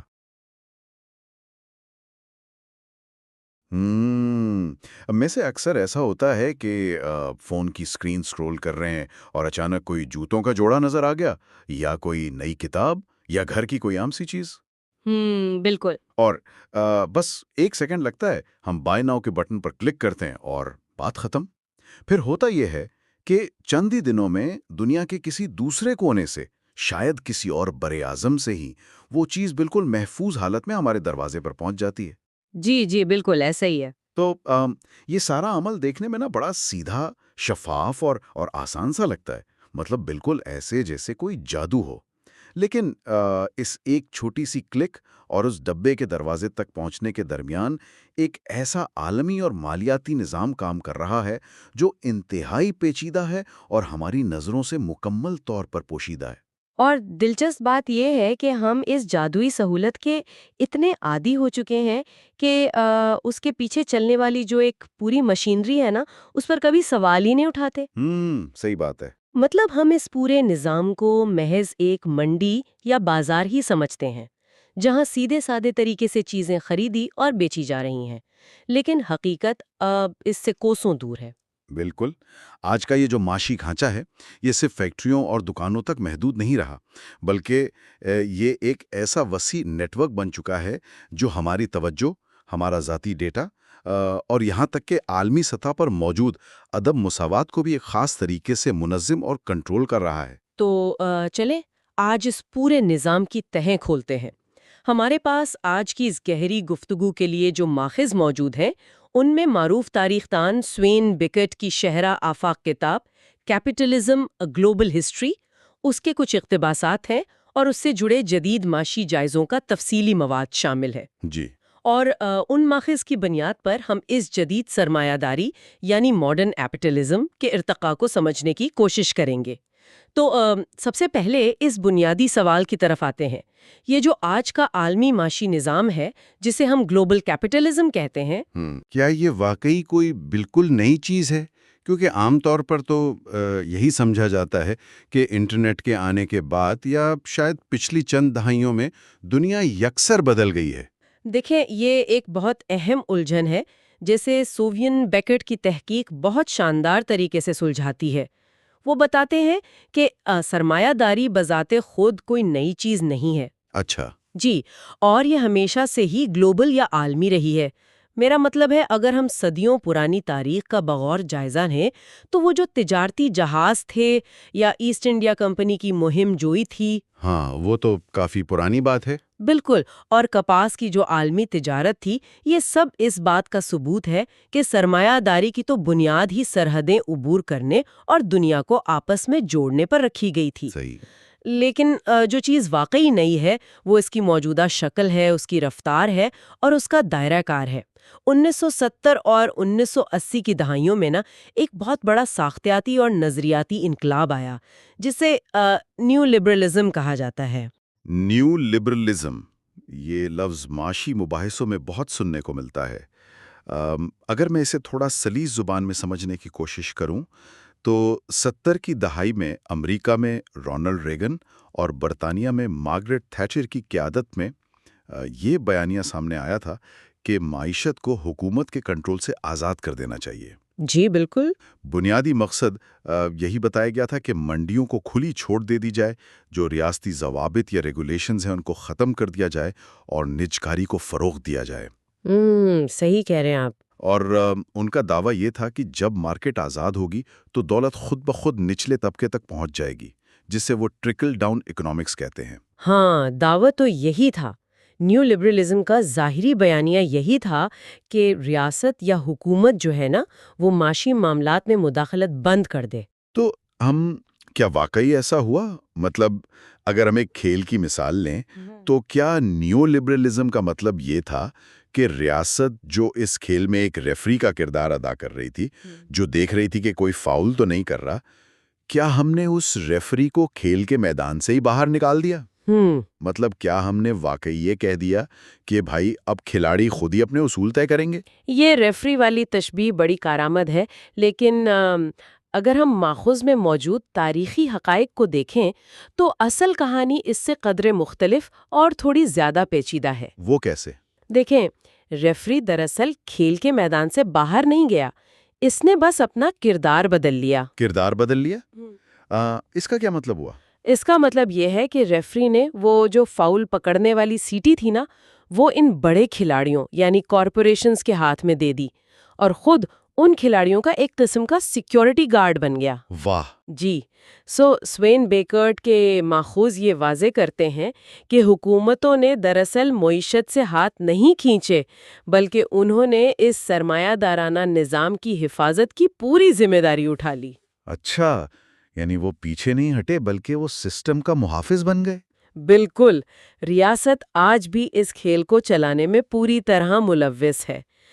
وہ قانونی ڈھانچے بناتی ہے جو ان کارپوریشنز کو تحفظ فراہم کرتے ہیں، جو مانیٹری پالیسیز ہیں یعنی زرعی پالیسیاں، ان کے ذریعے پیسے کی گردش کو کارپوریشنز کے حق میں موڑتی ہے۔ صحیح۔ اور عالمی تجارتی راستوں کو اپنی افواج کے ذریعے محفوظ بناتی ہے۔ اور سب سے اہم بات، ذرا یاد کریں کہ جب بھی کوئی بڑا معاشی بحران آتا ہے تو کیا ہوتا ہے؟ ہاں، 2008 کے عالمی مالیاتی بحران کی مثال تو بالکل ہمارے سامنے ہے۔ جب بڑے بینک اور کارپوریشنز ڈوبنے لگے تو مارکیٹ نے انہیں خود نہیں بچایا۔ بالکل نہیں۔ حکومتوں نے ٹیکس دینداروں کے اربوں ڈالر ان بینکوں کو بیل آؤٹ کرنے یعنی انہیں ڈوبنے سے بچانے کے لیے لگا دیے۔ قطعی طور پر، اور یہی نیو لبرلزم کا سب سے بڑا تضاد ہے۔ میں بتا رہی تھی کہ منافع کماتے وقت یہ کہا جاتا ہے کہ ریاست کو دخل اندازی نہیں کرنی چاہیے، کہ مارکیٹ کو آزاد ہونا چاہیے. ہاں، لیکن جب نقصان ہوتا ہے یا کوئی بڑا خطرہ پیدا ہوتا ہے تو وہ خطرہ سارا کا سارا عوام کے کاندھوں پر ڈال دیا جاتا ہے. یعنی منافع پرائیویٹ کمپنیوں کا اور جو نقصان ہے یا رسک ہے وہ پورے معاشرے کا. 100%. حکومتیں دراصل آزاد منڈی نہیں چلا رہی، وہ سرمایہ کو تحفظ فراہم کر رہی ہیں. یہ بات واقعی حیران کن ہے. لیکن جب ریاست نے اس طرح اپنا کردار بدل کر مارکیٹس کو منمانی کرنے کی چھوٹ دے دی تو اس نے پیسے کمانے کے جو روایتی طریقے تھے ان کو کیسے تبدیل کیا؟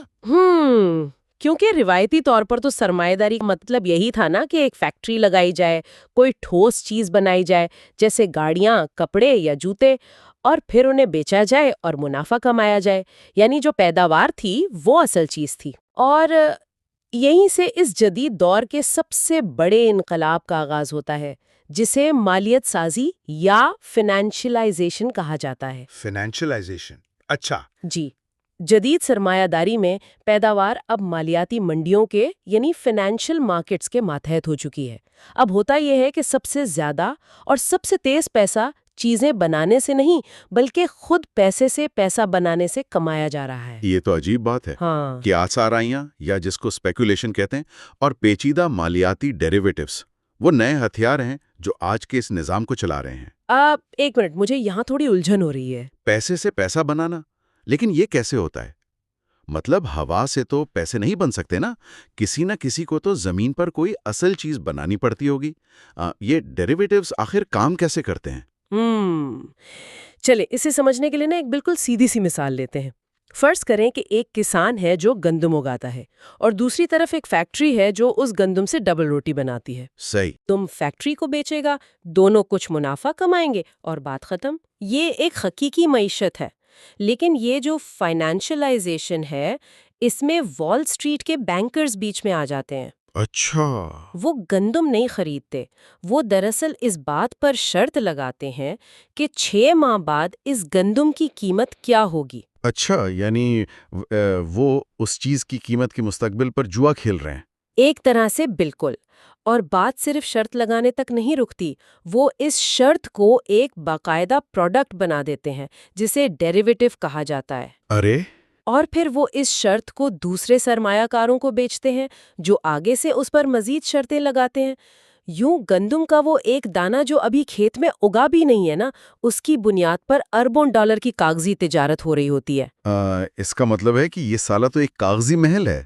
اصل پیداوار کا حجم شاید تھوڑا سا ہو، لیکن اس کے اوپر قیاس آرائیوں کا ایک دیوہکل پہاڑ کھڑا کر دیا گیا ہے. جی بالکل. تو جب ان بڑی کارپوریشنز نے یہ دیکھا کہ اصل پیسہ تو ان مالیاتی شرطوں میں ہے، تو اس کا زمین پر کام کرنے والی فیکٹریوں اور ان مزدوروں پر کیا اثر پڑا؟ اس کا نتیجہ گلوبل سپلائی چینز کی صورت میں نکلا. کارپوریشنز کو یہ سمجھ آ گیا کہ چیزیں بنانا، فیکٹریاں چلانا اور مزدوروں کو تنخواہیں دینا اب یہ منافع بخش نہیں رہا. ہاں، کیونکہ اصل پیسہ تو ڈیریویٹیوز میں بن رہا تھا. بالکل. تو انہوں نے کیا کیا کہ اپنی مینوفیکچرنگ یعنی جو پیداواری یونٹس تھے ان کو ترقی یافتہ ممالک سے اٹھا کر ایشیا، افریقہ اور لاطینی امریکہ کے ان خطوں میں منتقل کر دیا جہاں مزدور انتہائی سستے ملتے تھے اور جہاں ماحولیاتی یا مزدوروں کے حقوق کے قوانین کافی کمزور تھے. جبکہ ان کمپنیوں نے اپنے جو چمچماتے ہوئے ہیڈ کوارٹرز تھے وہ نیو یارک، لنڈن یا فرینکفرٹ جیسے بڑے مالیاتی مراکز میں ہی رکھے. تو اگر یہ گلوبل سپلائی چینز اتنی ہی زبردست اور مؤثر ہیں جیسا کہ ہمیں بتایا جاتا ہے اور پیسہ اتنی تیزی سے سرحدیں پار کر رہا ہے، جی، تو پھر ہم ہر چند سال بعد ایک نیا معاشی بحران کیوں دیکھتے ہیں؟ مطلب اگر یہ نظام اتنا ہی پرفیکٹ ہے تو یہ بار بار ٹوٹ پھوٹ کا شکار کیوں ہو جاتا ہے؟ کیونکہ دیکھیں یہ نظام استحکام کے لیے یعنی اسٹیبلٹی کے لیے ڈیزائن ہی نہیں کیا گیا. سووین بیکر اور جو دیگر معاشی ماہرین کے جائزے ہیں ان کے مطابق یہ جو بے تحاشا مالیاتی انضمام ہے نا، یہ دولت ضرور پیدا کرتا ہے لیکن وہ دولت انتہائی غیر مستحکم ہوتی ہے.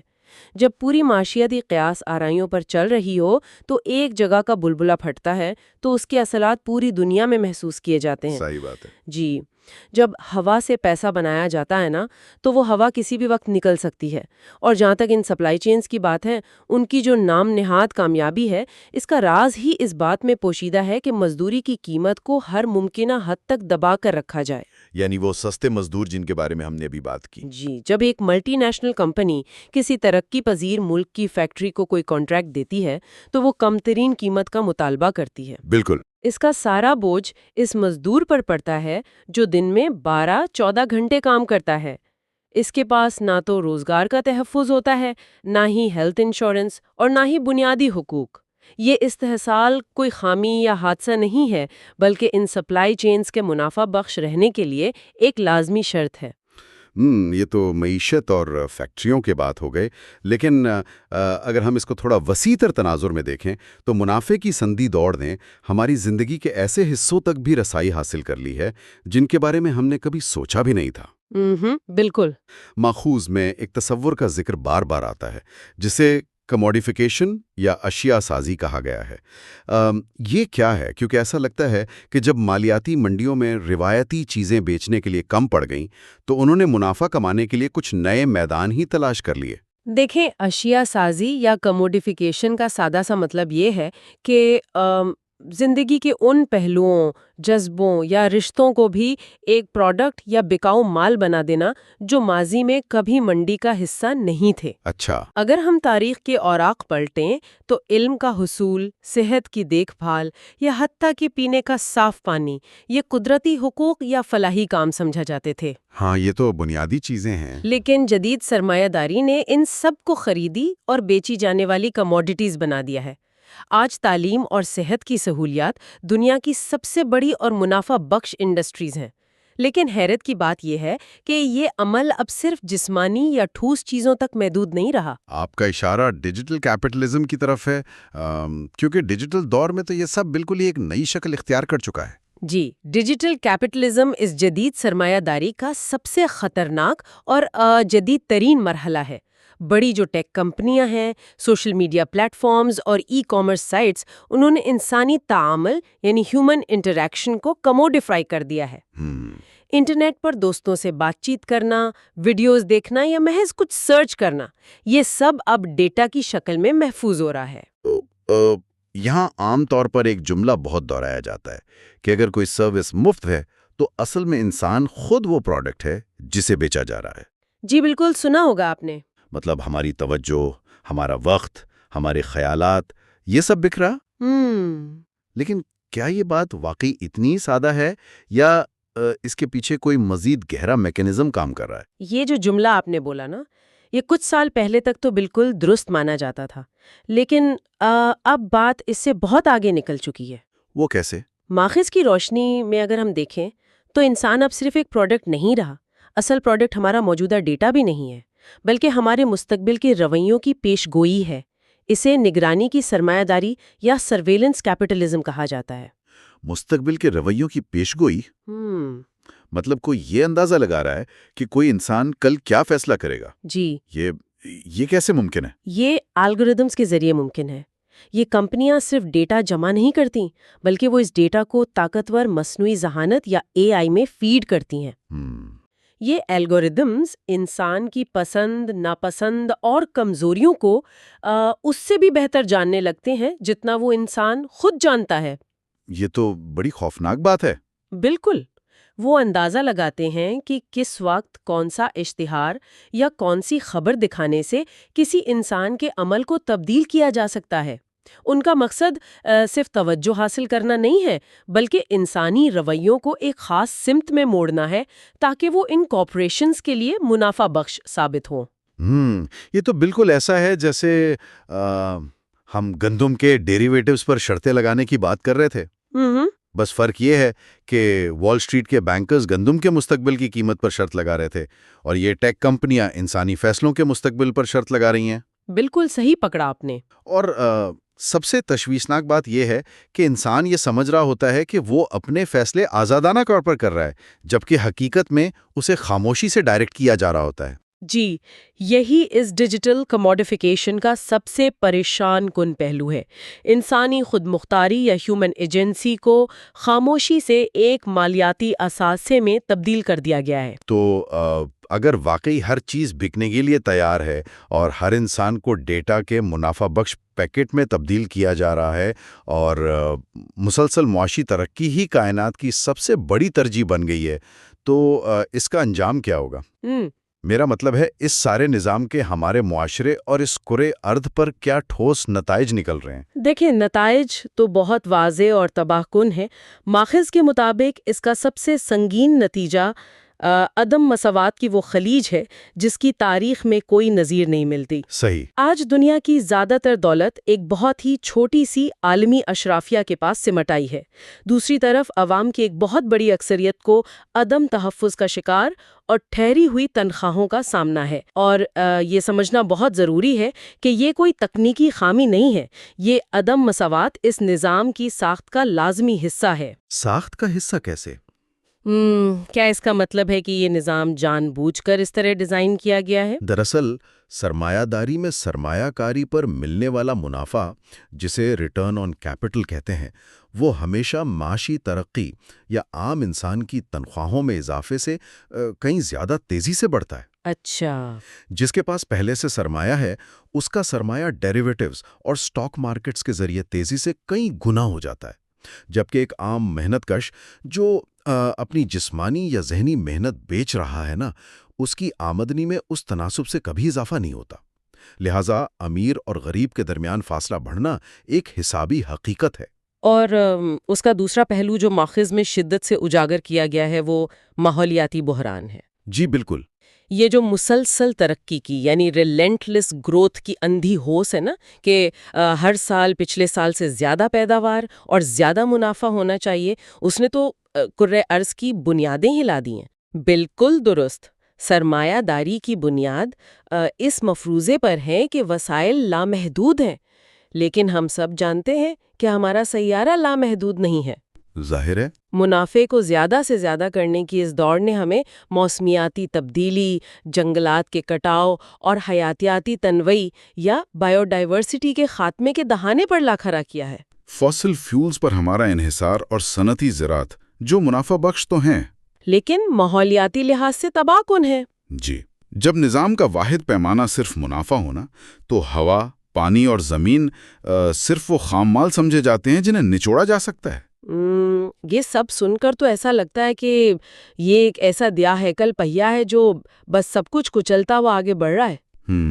لیکن کیا واقعی ایسا ہے؟ کیا عام لوگ اس سارے نظام کو بس خاموشی سے قبول کر رہے ہیں؟ کیا اس نظام کے خلاف کوئی مزاحمت، کوئی متبادل سوچ پیدا نہیں ہو رہی؟ نہیں، مزاحمت بالکل موجود ہے، اور جیسے جیسے سرمایہ داری نے اپنی شکل بدلی ہے نا، مزاحمت نے بھی نئے طریقے اپنا لیے ہیں۔ اچھا، کیسے؟ ماضی کی جو مزدور تحریکیں تھیں وہ فیکٹریوں تک محدود تھیں، لیکن آج ہم دیکھتے ہیں کہ ڈیجیٹل پلیٹ فارمز پر کام کرنے والے لوگ، جیسے یہ جو رائڈ ہیلنگ ایپس ہیں یا فوڈ ڈیلیوری ایپس کے ورکرز ہیں، وہ اپنے حقوق، الگورتھمک شفافیت اور بہتر اجرتوں کے لیے منظم ہو رہے ہیں۔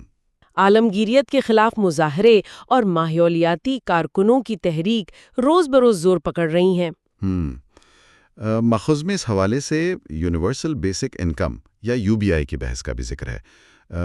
یہ کیا ہے اور اس کا اس نظام سے کیا تعلق ہے؟ میں نے اس کے بارے میں پڑھا تو ہے، لیکن جی، UBI کا تصور بنیادی طور پر یہ ہے کہ ہر شہری کو خواہ وہ کام کرتا ہو یا نہیں، ریاست کی طرف سے زندہ رہنے کے لیے ایک بنیادی اور غیر مشروط رقم ملنی چاہیے۔ صحیح۔